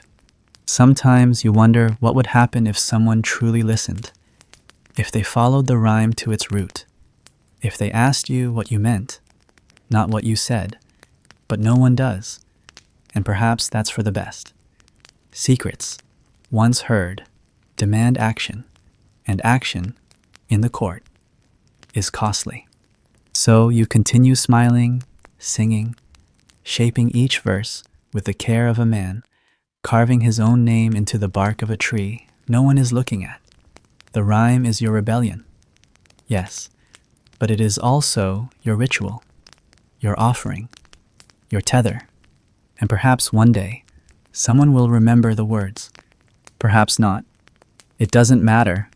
What matters is that you said them, that they existed, even if only for a moment, even if only behind the mask, because there are two performances every night, the one they see and the one you slip just beneath it. The most dangerous thing you ever did was not speaking truth in rhyme, not dancing through fever, not mocking power in silk-threaded syllables, no. The truest danger came when you held up a mirror, even briefly, and allowed someone in that hall, someone robed in titles and perfumed in legacy, to see themselves too clearly, without the golden frame they're used to, without the soft candlelight that flatters flaws into elegance.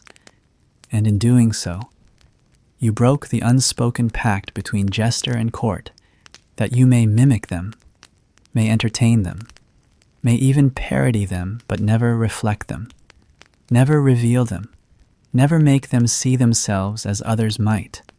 It is a delicate thing, the difference between reflection and mockery. One makes them laugh, the other makes them afraid. You hadn't intended it that night, not really. The performance had begun as it always did, light, charming, familiar. You'd reprised an old favorite, a character you'd played many times before, the vain knight, who builds a tower so tall he forgets what it was meant to defend. A safe satire, a fable, practically. The kind of jest the steward could applaud with wine in hand and no risk to his reputation. The court laughed as expected, the rhythm of their mirth predictable, like rain on a roof. But then something shifted. You don't know what prompted you. Perhaps it was the way the queen kept glancing toward the empty chair at the end of the hall, the one that had once belonged to her sister. Perhaps it was the duke's sneer when the bishop dropped his goblet, or the maid who flinched too hard when the steward passed too close. Perhaps it was the weight of your own exhaustion, layered over so many years of feigned lightness, that made your tongue a little looser, your step a little slower, your verse a little too honest. Whatever it was, the final stanza came out differently. You ended the story not with the tower collapsing in slapstick ruin, but with the knight standing alone at its peak, staring down at the kingdom he no longer recognized. The people he had once sworn to protect, now shadows below, too small to distinguish from the dust. He does not fall, you said. He does not fly. He simply stands forgotten by those who praised him, unseen by those who feared him, a monument to a man who mistook height for vision. There was no laughter.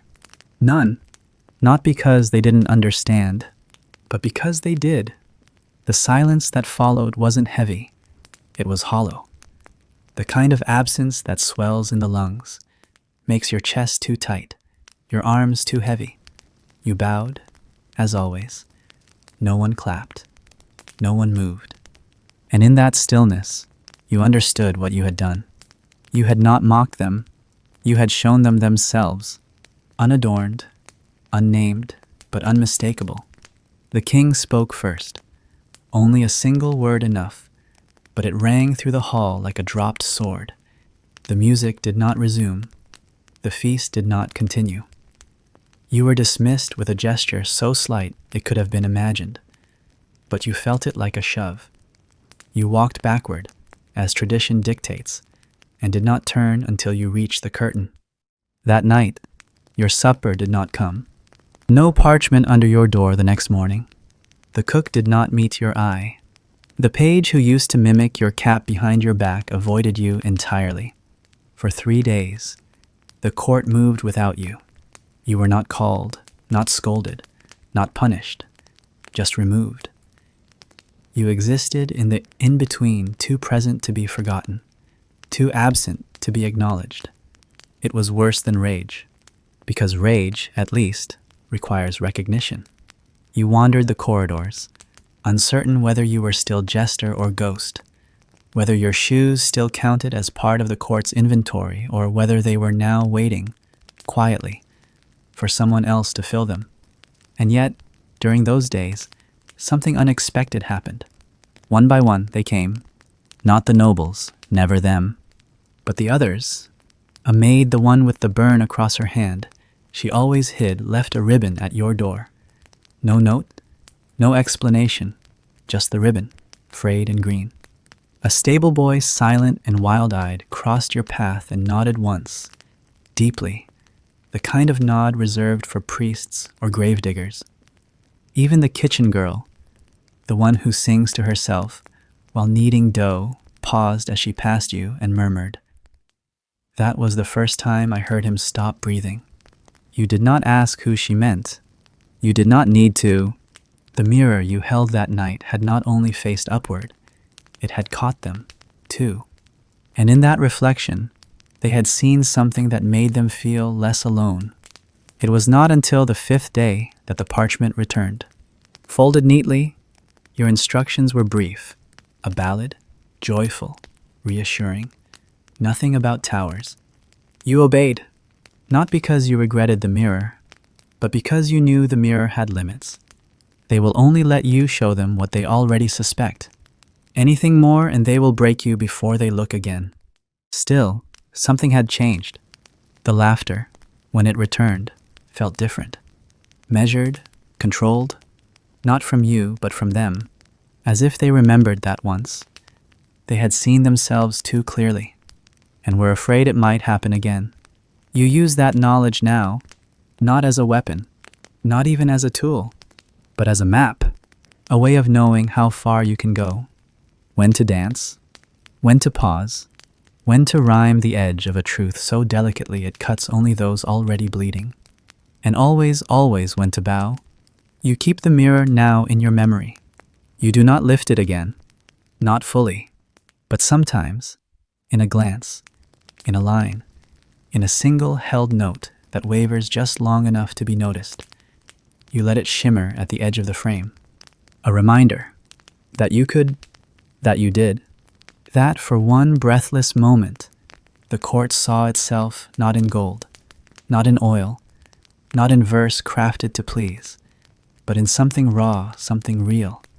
And in that seeing they flinched, not because you were cruel, but because they were unready. You polish no mirrors now. You polish your shoes, your sleeves, your voice, but you remember what it felt like, the weight of it in your hand, how fragile they looked in its glass, and how easily it could have shattered.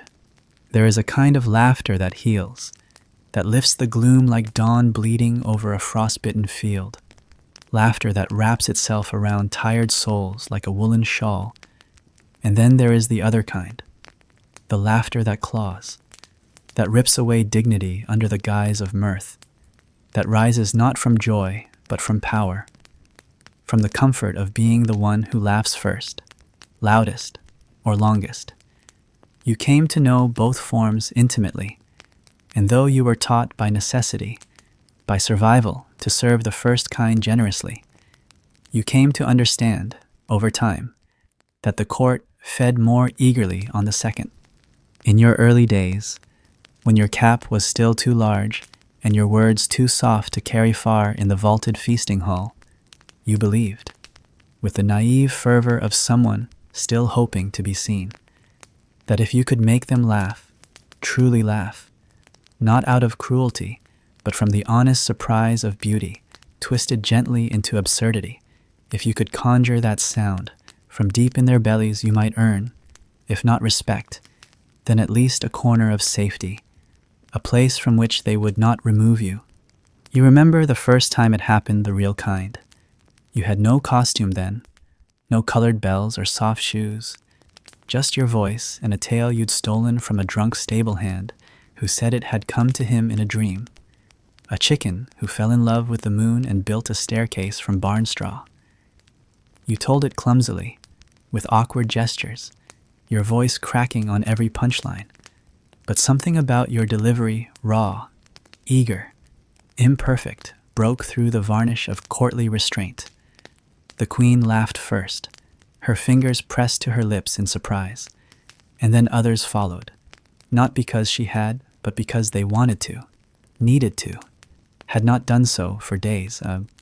You had never been more afraid in your life, because laughter, once released, cannot be reclaimed.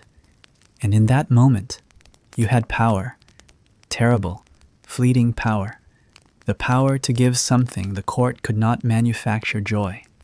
But as with all gifts that disrupt hierarchy, the moment was not allowed to stand alone. The steward, ever watchful, turned the mood like a weaver flipping the shuttle. He stood, clapped too loudly, and declared that the fool was clever. Yes, but wouldn't it be funnier if the chicken's staircase collapsed and it impaled itself on a gardener's rake? The court laughed harder. Too hard. You were expected to nod, to bow, to embellish. And you did. You turned the story cruel. You described the straw staircase in meticulous detail, then the fall, then the rake, then the final, ridiculous twitch of feathers.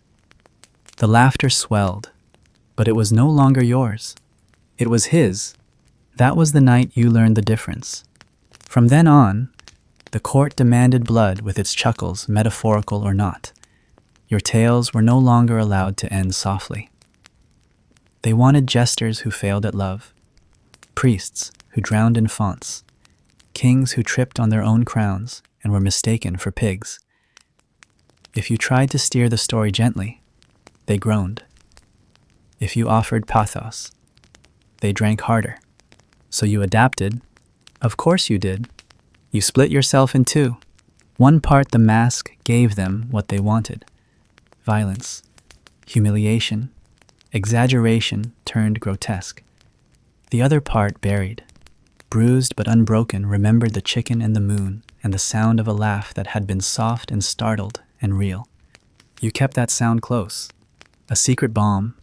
On your worst days, the days when you were forced to crawl across the dais to retrieve a coin tossed into a spilled goblet, when you were asked to impersonate the limp of a dying bishop while the real man sat red-faced and silent, when a drunk knight lifted your chin with the toe of his boot and asked what a fool thought of love on those days, you remembered that first laugh. You let it echo beneath the cruelty, because the cruelty came easily to them, and they needed you to carry it. That was the unspoken contract. You became the sanctioned outlet, the figure they could ridicule without risk, humiliate without consequence. And the court, ever hungry for control, masked as amusement, never grew tired of consuming you. They laughed when your voice cracked from fever. They laughed when your trousers split. They laughed when your wig caught fire on a festival torch and you slapped at it with both hands like a bird losing flight. And afterward, they praised you, not with coin, but with smiles, as if to say you are useful because we may wound you and you will not bleed where we can see. The courtiers were not monsters, not entirely.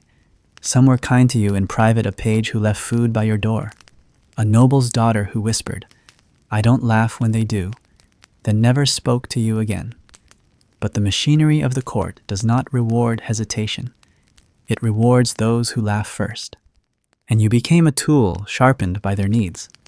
When visitors came from foreign courts, they would ask to see the famous Jester, the one who juggles sadness. Someone once said, half drunk on imported claret, the one who makes even misery amusing.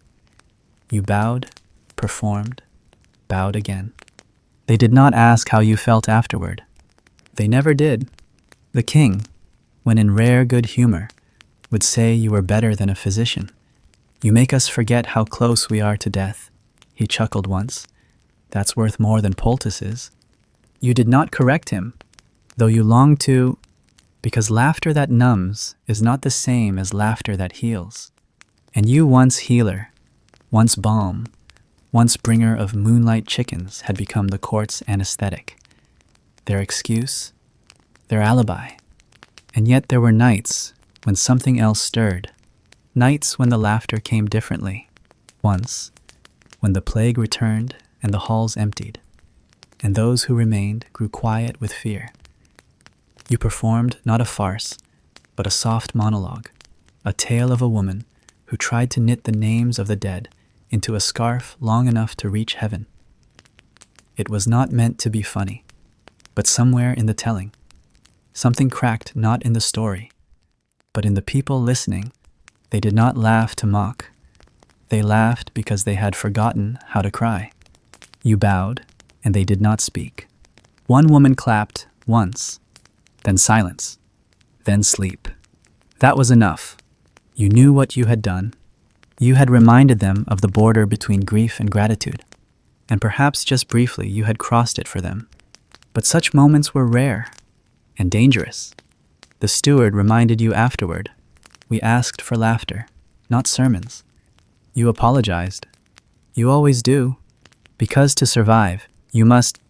But inside deep, where your rhymes live, you do not forget. You do not forget the cost of every laugh, the price of every smile that asked you to sacrifice a piece of your soul for applause. You do not forget the difference between the laughter that warmed you once and the laughter that could not save you. There was a time you believed the most dangerous weapon in court was the king's word, for a king could kill with a nod, exile with a sigh, erase with silence.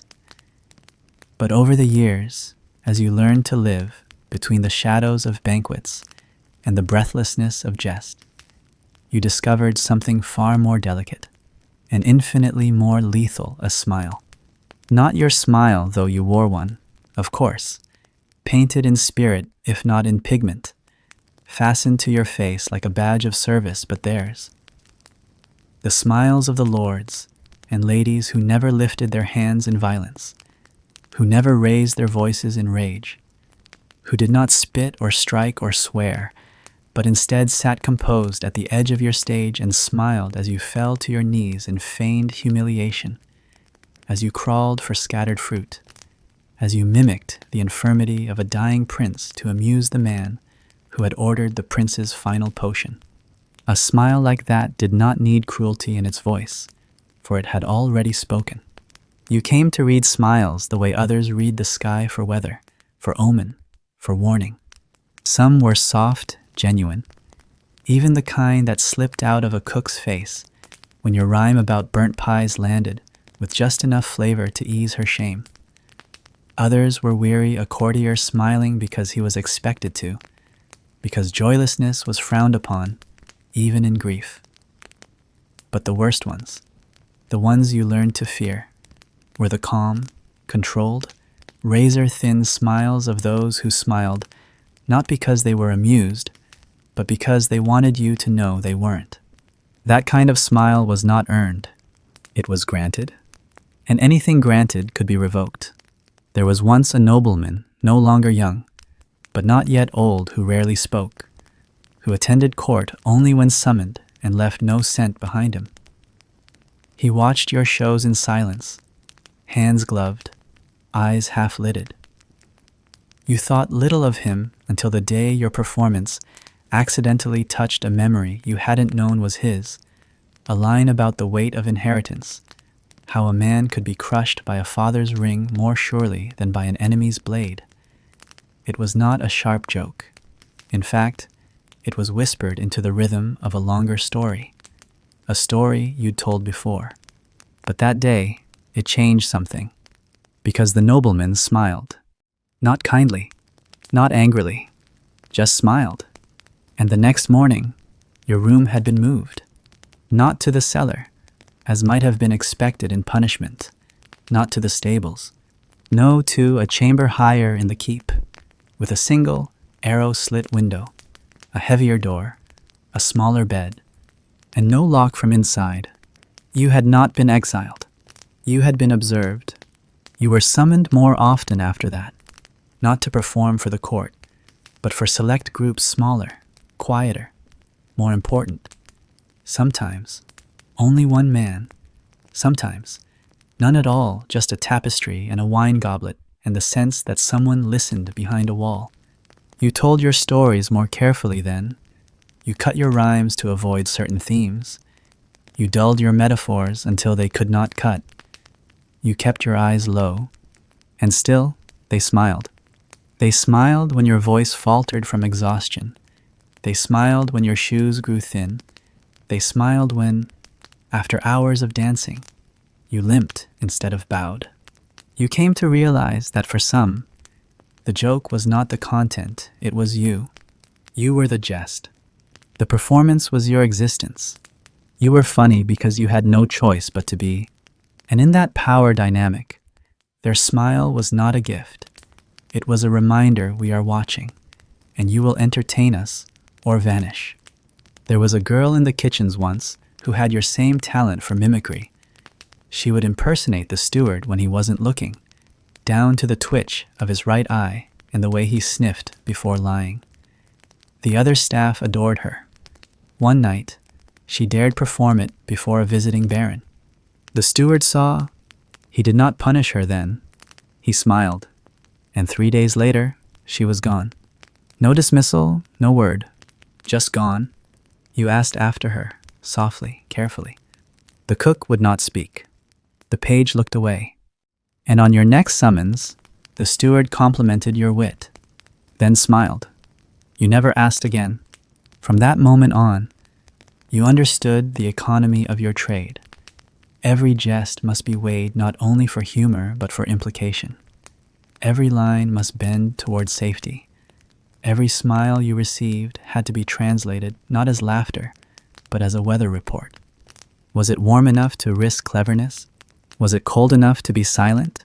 You became fluent in facial nuance. The lift of a brow, the twitch of a lip, the way teeth did or did not show, these became your compass, your survival.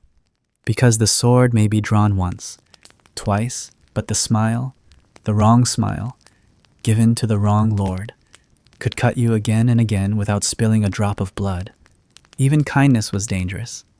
The queen once smiled at you, truly smiled gently, as if you were not only tolerated, but seen. And in that smile, you felt something unmoored. She called for you later, privately, not to perform, just to speak. You told her a story, a quiet one, about a boy who learned to speak in riddles to protect his sister from a mad king. She did not laugh. She listened. And when you finished, she said only, "You remind me of him." You never asked who. You didn't need to, but word spread that the queen had favored you. And by morning, every noble's smile had changed. Some turned to sneers. Others grew wider, hungrier. One nobleman handed you a gift, a book of courtly poems so old the pages cracked, and said, "To help you elevate your style, now that you're royal." The smile that followed was pure ice. You never saw the queen alone again. She died the following spring. No one mentioned your name in the prayers. And yet, the smile she gave you remained, unrecorded, but remembered. A moment in which you were not jester, not fool, not mirror or mask, just a soul who had spoken and been heard. You buried that memory like a seed, not for vengeance, not even for pride, but because, in a world where smiles could kill, hers had not. And that, more than anything, reminded you you were still human, still worthy of gentleness, even if it could not last. So now, As you walk the halls older, quieter, your steps softer than your youth, you still watch the smiles. You still read them like wind through trees. You still measure every word. But inside, you carry a single truth, that behind every cruel smile is a coward's heart, and behind every kind one a risk.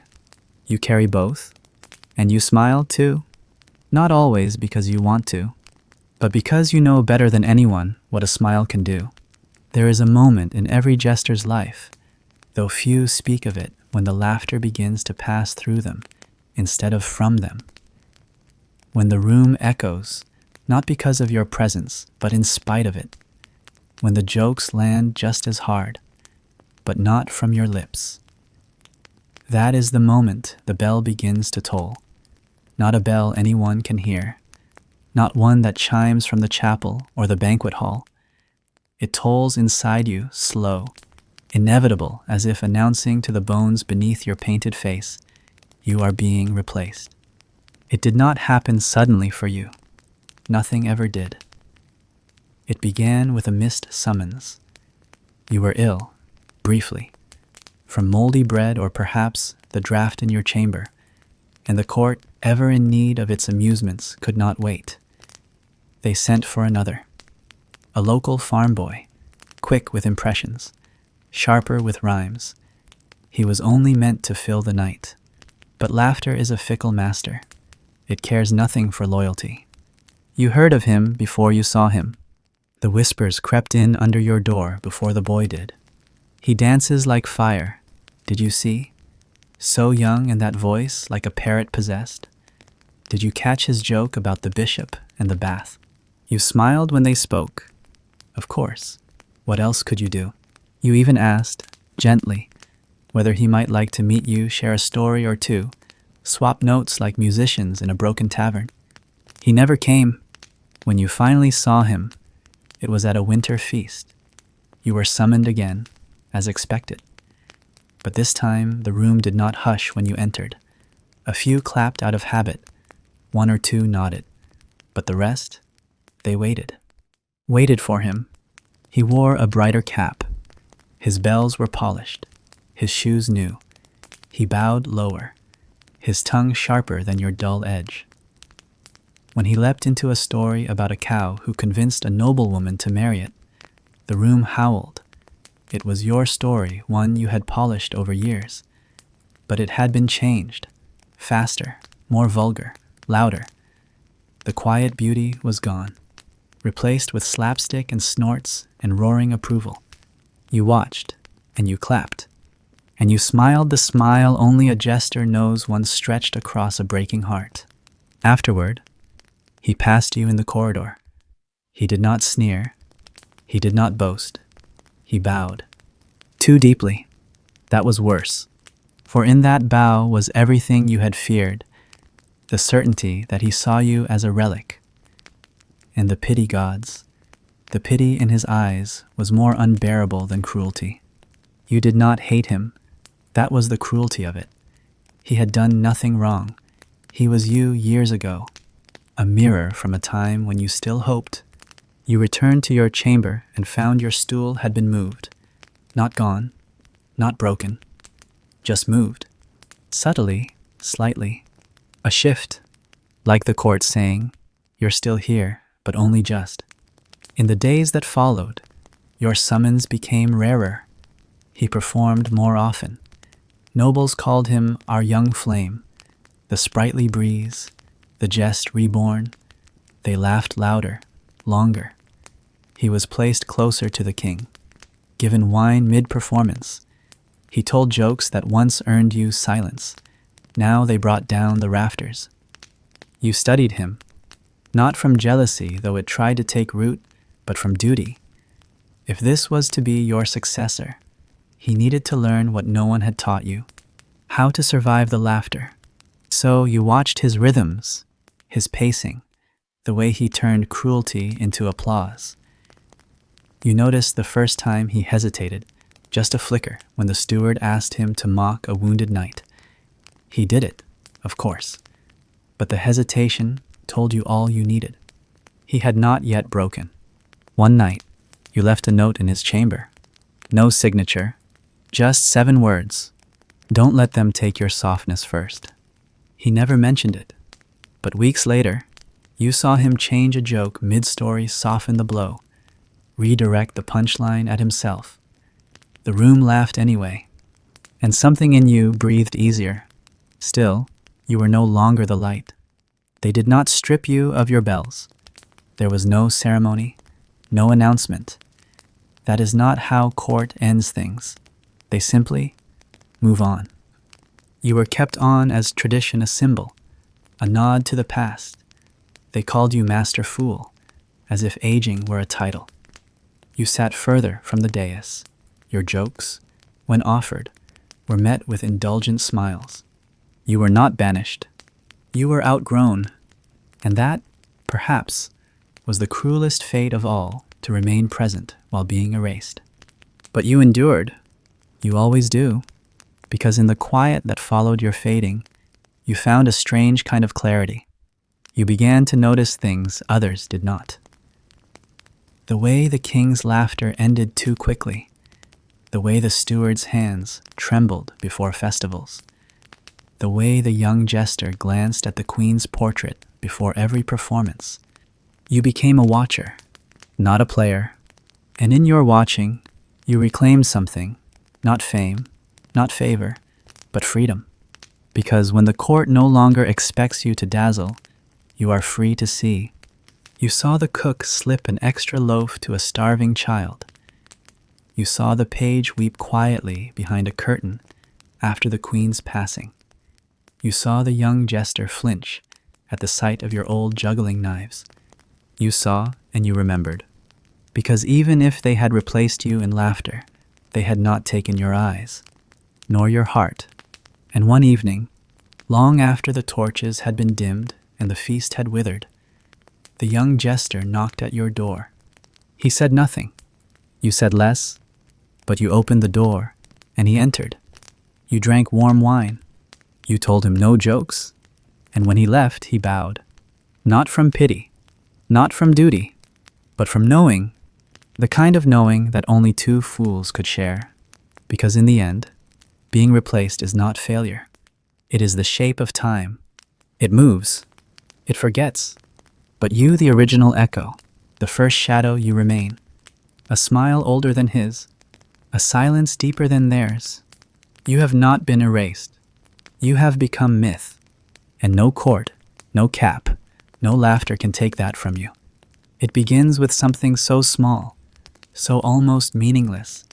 You nearly convince yourself it was your own mistake. A forgotten announcement. A messenger delayed. A bell that failed to ring. But the truth, when it lands, is heavier than all your jests tonight. They did not summon you. No scroll under the door. No knock from the page. No boy with wine-stained breath grinning. They want the old tale again. Nothing. You rise at the usual hour, your body moving by habit rather than instruction. You brush the dust from your shoes. You lace the frayed ribbon around your left wrist, the one the queen gave you long ago, the one no one remembers but you. You warm your voice with an old rhyme about a goose and a milkmaid, just enough to shake off the chill. You wait. You open the door halfway, listening for footsteps. There are voices down the hall, faint but steady laughter, music, the sound of goblets chiming. The feast has begun. Still, no one comes. You close the door. You try not to notice how your fingers tremble as they rest on the latch. Perhaps they are late, you tell yourself. Perhaps the boy was given the wrong room. Perhaps, and this is the one that tastes most bitter, they needed no fool tonight. You sit, you wait longer, and slowly, you begin to hear it, not with your ears, but inside your ribs. A low hum of truth you've tried to ignore for weeks. It has been building, hasn't it? The way the steward avoids your eye, the way the boy, the new one, performs more often now, longer sets, fuller applause, the way your presence has become an afterthought. Still, It was never said, never written. You were not dismissed, but you were not called. That, in court, is how endings arrive. Not with a door slamming, not with a final bow, but with silence. You rise again, not because you believe the summons will come now, but because you cannot sit any longer in the stillness. You pace the room, counting the steps like beats of a forgotten song. 1, 2, turn. 3, 4. Stop at the mirror. You glance at your reflection. The paint is gone. You stopped using it seasons ago. The bells on your cap no longer shine, dulled by years and disregard. There is a crease beneath your eye that was not there last year, or perhaps it was, and you simply refuse to name it. You look not like a jester tonight. You look like a man left behind by his purpose. There is a knock finally, and you startle. Too fast, too hopeful. But it is not the page. It is the maid, come to sweep the ash from your hearth. She sees you dressed for performance and pauses. You wait for her to say something. She doesn't. She simply bows and sets to work. You do not speak. You cannot. The silence is beginning to shout. After she leaves, you walk the corridors, slowly, carefully, a shadow among tapestries. You do not intend to go to the banquet hall, not truly, but your feet remember the route better than your pride. The closer you draw, the warmer the air becomes. The sounds grow sharper: laughter, applause, the jingle of a tambourine. He is performing, and they are loving him. You pause just beyond the threshold. You cannot see him, not fully, only the backs of nobles, the flicker of firelight, the occasional gasp that rises too high and falls too fast. But you feel the shape of the room, and you know he has replaced you, not in cruelty, not with force, but by being exactly what they need now, what you once were, before the weight of years and grief softened your fire. You turn, you walk away, but you do not return to your chamber. You go outside. The night is cold, but not cruel. The stars are sharp. You walk past the stables, past the silent chapel, past the well that no longer draws clean water. And you sit beneath the tree the queen once said reminded her of home. You lean against the bark. You breathe. You try to decide what this means. For years, your identity has been built upon laughter. Not joy, no. That left you long ago, but the ability to give it to others, to shape it, twist it, deliver it like a blade with velvet edges. Who are you without that? Who are you without the court? Without the call? Without the mask? You sit for hours, the cold creeping into your bones, and somewhere in that long stillness, you realize something you had not considered. You are free. For the first time in decades, you owe them nothing. You do not have to be funny. You do not have to make them feel. You do not have to bleed your soul into stories so they can forget their own. You can simply be. That night, you do not return to your chamber. You sleep beneath the tree. And in the morning, when the frost touches your eyelashes, you smile not for them, but for you. You rise. You walk to the village. You buy bread. You give half to a boy with a broken shoe. He thanks you. He does not laugh. And you do not need him to. Later that week, the court sends a page to ask if you are unwell. You reply, simply, I am not required. They do not write again, and you do not wait for them. You begin to tell stories in the market square, not for gold, not for glory, but for the child who listens with wide eyes, and for the old man who weeps into his ale at your tale of the grieving prince. You are not their jester now. You are your own, and though you still wear the ribbon around your wrist, though you still wake at dusk, as if to perform, you do so on your own terms. Not because you were called, but because you chose. And that, in the end, is the greater power. To be summoned is to serve. To step forward uninvited, that is to be free. There was a time when even your worst jest could lift the edges of tired mouths, when nobles with sour wine and bruised egos still offered a reluctant chuckle, if only to maintain the illusion of lightness, when clapping even the most half-hearted was a ritual, not a reaction. And in that ritual, you found your place. You were, if not always loved, at least acknowledged. But time is the slowest jester of all. Its punchlines are drawn across years, and eventually, the silence it brings does not fall in one blow, but in pieces like a tapestry unraveling one thread at a time. You first noticed it on a feast day, the kind meant for celebration and shallow distraction. A visiting duke had arrived bloated with wealth, thick with opinions, and the hall was swollen with meats, dancers, minstrels, and too much wine.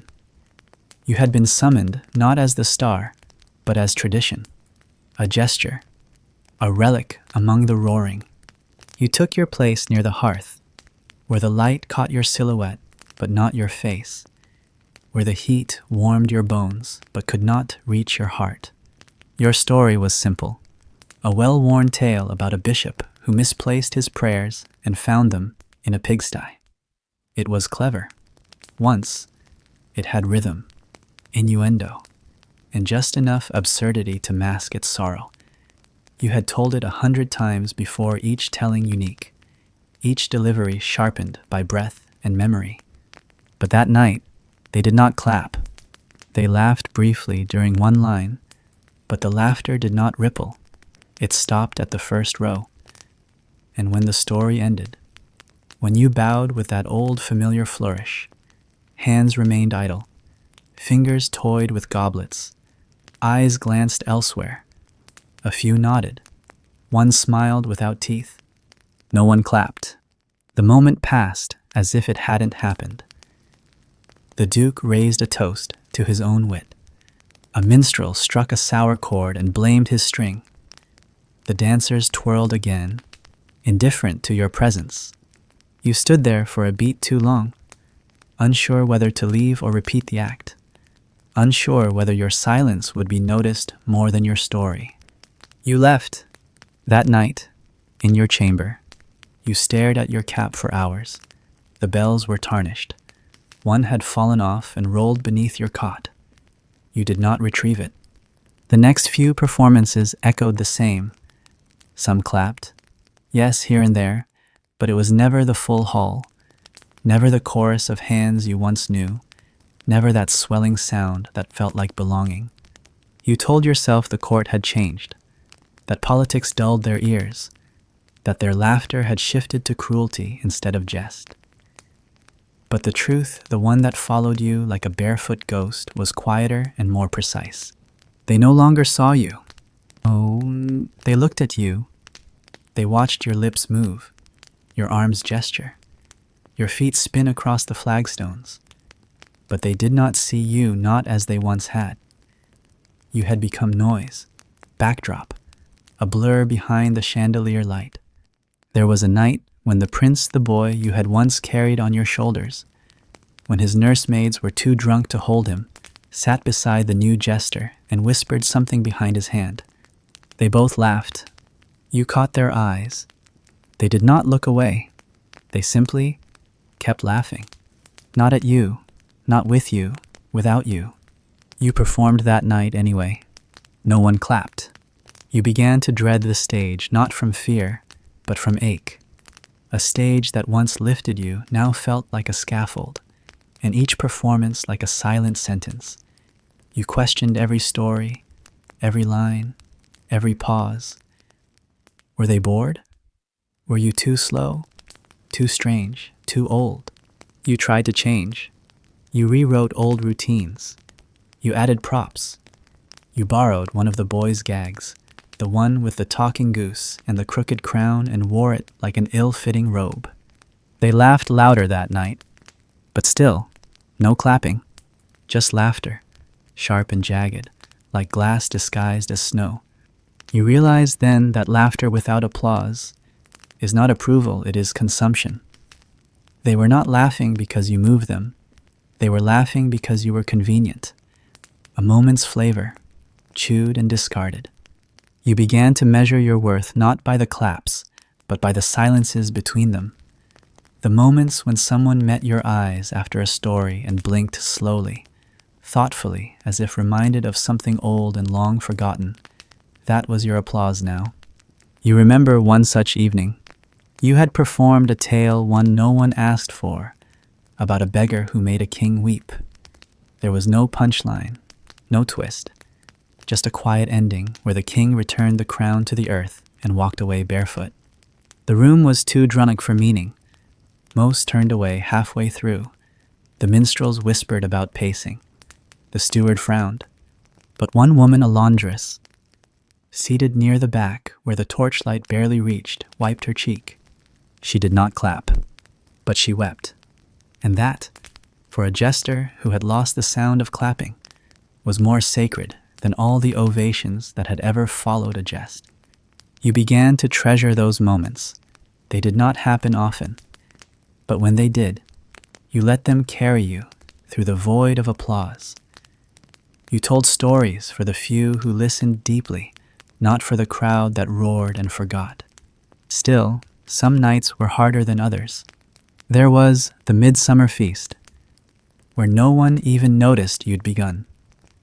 You stood in full garb, arms open, ready to deliver your monologue, and the hall kept talking over you. Trays clattered, wine spilled. The queen's cousin vomited behind a pillar. You spoke anyway, every word, and not one person stopped to hear it. You bowed, no one saw. You left, no one followed. You could have vanished into the night, and the court would still spin without you, as if you'd never existed. That night, you almost left for good. You packed your cloak. You counted your coins. You kissed the ribbon on your wrist and stood at the gates beneath the moon. But something, a voice, a thread, a whisper from a time before clapping mattered, told you to stay. Not for them, for you, because even without applause, the stories lived. And even if no one clapped, someone someday might remember the way your voice curled around sorrow, the way your eyes carried laughter even when your lips did not, the way you made pain gentle enough to be shared. Clapping fades, it always does. But the silence that follows, if you listen closely, is where meaning survives. And you, old fool, are not afraid of silence. You've lived in its shadow long enough to make a home there. So now, when you perform, whether for kings or cats or no one at all, you do not wait for clapping. You do not beg for noise. You finish your tale. You close your eyes. You let the silence hold you like a friend who never asks you to prove yourself. And in that stillness, you hear the one applause that never left. Your own. It wasn't planned. Not in the sense that tricks usually are. No chalkboard schemes. No spring-loaded chairs or stage surprises. It arrived as all truly final things do, uninvited, yet inevitable. It came not from mischief, but from something older, deeper. A reckoning, perhaps. A need to speak one last truth to the room that had stopped listening. It was winter again, and you had grown thin. The kind of thin that doesn't hunger but fades. Your robes hung loosely. Your cap drooped more than it jingled. You still performed, not nightly, but often enough that the new jester deferred to you with courteous nods. A symbolic gesture, a ritual, like brushing dust from a forgotten crown. They asked you to close the midwinter revel, a final tale after the dancing, just before the bread ran out. The queen herself sent the page. Her voice scribbled in cold ink. Give us something light to end the dark. You smiled at the wording, not funny, not foolish, but light, as if you were now a candle asked to flicker once before being snuffed. And so you came, wrapped in your oldest cloak, the one stitched with faded stars. The hall was swollen with revelers. Roasted meat hung thick in the air. Musicians leaned wearily against their lutes. cheeks flushed with drink. You stood by the hearth again, your feet remembering where the warmth used to reach. They did not hush for you this time. No one clapped. Still, you began. It started as it always did, a greeting, a nod to the hall, a jest about the weather or the steward's wine. They chuckled, vaguely. The young ones stared, blinking. One tossed a rind of cheese. You caught it, you bit it, you bowed. They laughed louder then, but you did not smile. You told them a story next, not a new one, not even one you loved. It was the same fable they always requested, the one with the fox and the blind farmer, predictable, easy, a tale without teeth. They liked it. They always did. But that wasn't the trick. No, the trick came after. When the laughter dimmed and the musicians looked to pack their strings, you cleared your throat gently, like dusting a memory. I have one more, you said, a short one. They moaned in jest. Someone raised a cup, but they leaned in. They always did, for the final twist. This time, there was none.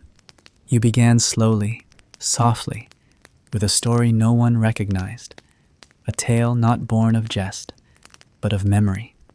It was about a boy in rags, not a prince in disguise, not a god in exile, just a boy, one who danced in village dust, whose laughter made old women smile, whose mimicry of the town drunk brought tears of joy to farmers who had nothing else to laugh at. The boy had a bell, one bell, tied to a ribbon around his wrist. He wore no paint. He made no speeches. He didn't know the word jester. He only knew that when people laughed, they stayed a little longer. That when he stumbled and rose again with wide eyes and flailing limbs, the butcher's wife forgot her grief for a moment. One day, a lord passed through. He saw the boy dance and said, "Come with me. We'll give you finer bells." And so the boy went. He grew. He learned to rhyme, to tumble, to bleed humor from pain and dress sorrow in silk. He became the favorite, then the fixture, then the background, then nothing. The boy became a man no longer called, and one day he vanished. They searched briefly, they shrugged longer, then they forgot. You paused here. The hall was still. Even the fire seemed to hesitate. Someone cleared their throat. You let the silence bloom. Then you said, without flourish, without laughter, "The trick is this: the jester never left." You held up your hand, the same hand that once held goblets, ribbons, secrets, and slowly unraveled the cloth wrapped around your wrist. There, beneath folds and folds of performance, was the original bell, tarnished, dented, still capable of song. You shook it once. It rang, a high, soft sound, more memory than music. And then you bowed, the lowest bow you had ever given. When you rose, no one spoke. They did not know whether to laugh, or clap, or rise. The queen stared at you as if you'd spoken a name she'd forgotten she'd once loved. You walked out without waiting. That was the trick, to make them feel the loss before it arrived, to show them not what you were, but what you had been, what they had discarded, and what they could never summon again. That night, you left the palace for good. No dramatics, no farewells. You simply gathered your things, a few coins, the bell, the cloak, and walked. The stars above the stables did not blink. The horses did not whinny. The guards did not stop you. You passed through the gates like a shadow returning to dusk. No one noticed, and yet they all felt it. The next morning, they asked where you'd gone. The steward said you had grown ill. The queen said you were resting. The boy, the new jester, said nothing. He sat quietly in your old seat, turning the bell over and over in his palm. It had been left behind, not out of carelessness, but as a final echo.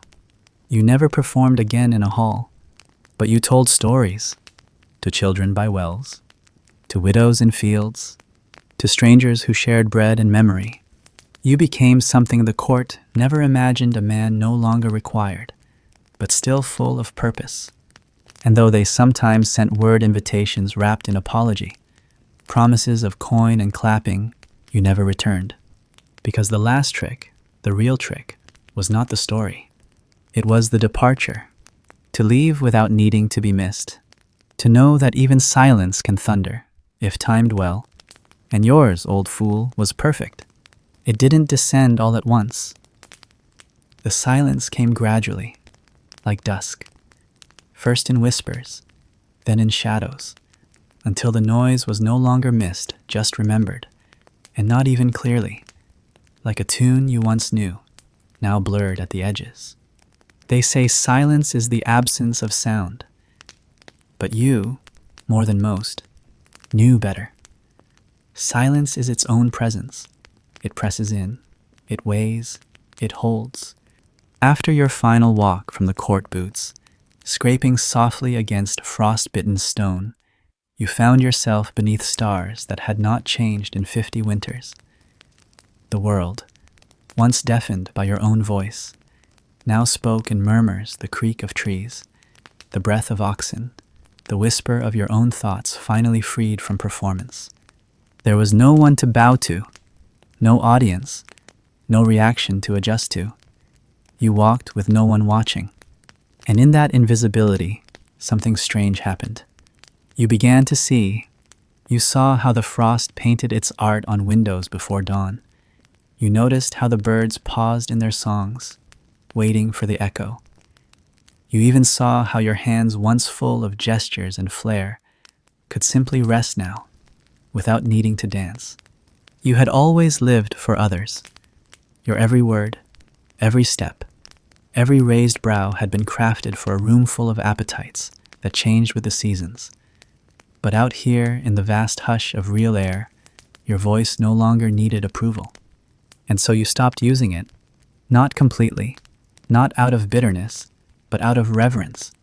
When the silence arrived, you let it, and for the first time, you listened to it. You wandered, not far, not aimlessly, just slowly. Villages welcomed you, but not as a jester. As a man, old, a bit bent at the knees, with stories that did not seek laughter, only understanding. You slept in stables, under trees, by hearths. The bells on your cap were gone, your clothes, plain, your smile, softer. Once, in a marketplace, a child pointed at you and whispered, "Is that him?" The mother hushed the child. "No, darling, that one is just a traveler." You heard, and you smiled, because they were both right. The silence shaped you. It taught you that meaning didn't always live in applause. That joy could be found in watching someone else laugh, not because of you, but because they needed to.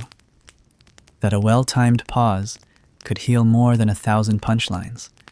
There was a woman you met, in the 3rd year after the court, a widow, sharp-witted, with hands that smelled of rosemary and soot. She did not ask about your past. She only asked if you could carry water. You did, then would.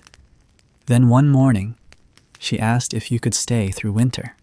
You stayed through 7? She never asked you to perform, but once, on the longest night of the year, she said, "Tell me something no one else knows." You didn't tell her about kings, or drunken lords, or betrayals hidden behind laughter. You told her about the first time you ever cried from joy. It involved a duck, a rainstorm, and a shoeless farmer who offered you soup for a joke that made no sense. She listened. She didn't laugh. But when you finished, she touched your hand and said, "That's the kind of story that keeps people alive." And that was when you knew the silence had not taken your life away. It had returned it to you. Years passed. Your hair went white, your knees slower. Your hands, once tools of illusion, grew lined and honest. You rarely spoke in public now. The stories lived mostly in your head, safe and warm like letters never sent. And when you finally felt the end approaching, not with fear, but with clarity, You didn't seek an audience. You walked, slowly, to a hill near a wood where you once danced barefoot as a boy. You sat, you looked, and you waited, not for a curtain to fall, not for applause, but simply for silence to finish what it had begun. You closed your eyes. You did not need to say goodbye, because you had already said the most important words long ago in every tale, in every truth, in every gesture that asked the world, "Will you see me, even when I am no longer amusing?" And the answer, whispered back across time, across halls and forests and kitchens and quiet places, was yes. Yes, they saw you. They remembered.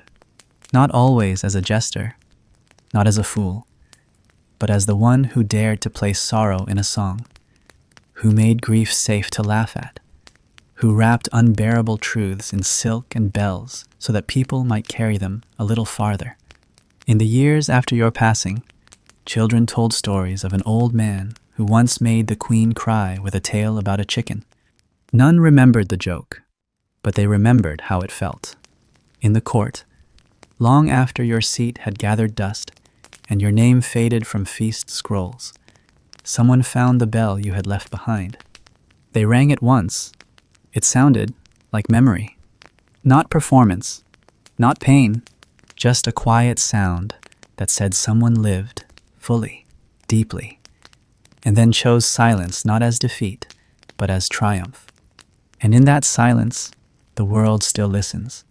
You, dear fool, had the last laugh after all, because the greatest trick was reminding them that laughter was never the point.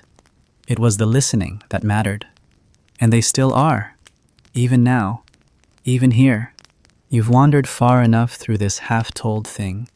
Nothing here asked to be remembered, and yet, here you are, still breathing in the air of someone else's silence. The jester bowed. The hall fell quiet. The bell did not ring again, but maybe, in some soft corridor of your own thoughts, something echoed. There was no lesson, only a life wrapped in color, stripped bare when the colors faded. You don't need to understand it. He didn't, most days. Perhaps that's why you stayed. Not for answers, not for plot, but because something in the way he waited, in the stillness between his jokes, felt strangely like the ache you carry. If your thoughts are already elsewhere, let them keep going. Follow them. They know where the edge of sleep begins. And if you're still listening, odd, but not unwelcome. There are always a few of you who sit in the silence after the fire dies. Not because there's more to hear, but because quiet is sometimes kinder than dreams. So stay, or go. Either way, leave nothing behind but breath. A single moment of stillness. A single dot, just one, if this drift kept you company. No one will know. History won't notice, but I might. Sleep however you must. The stories have stopped talking now, and the night has no more questions. Let what was spoken turn to shadow. Let the jester's voice join the others, and let the silence remain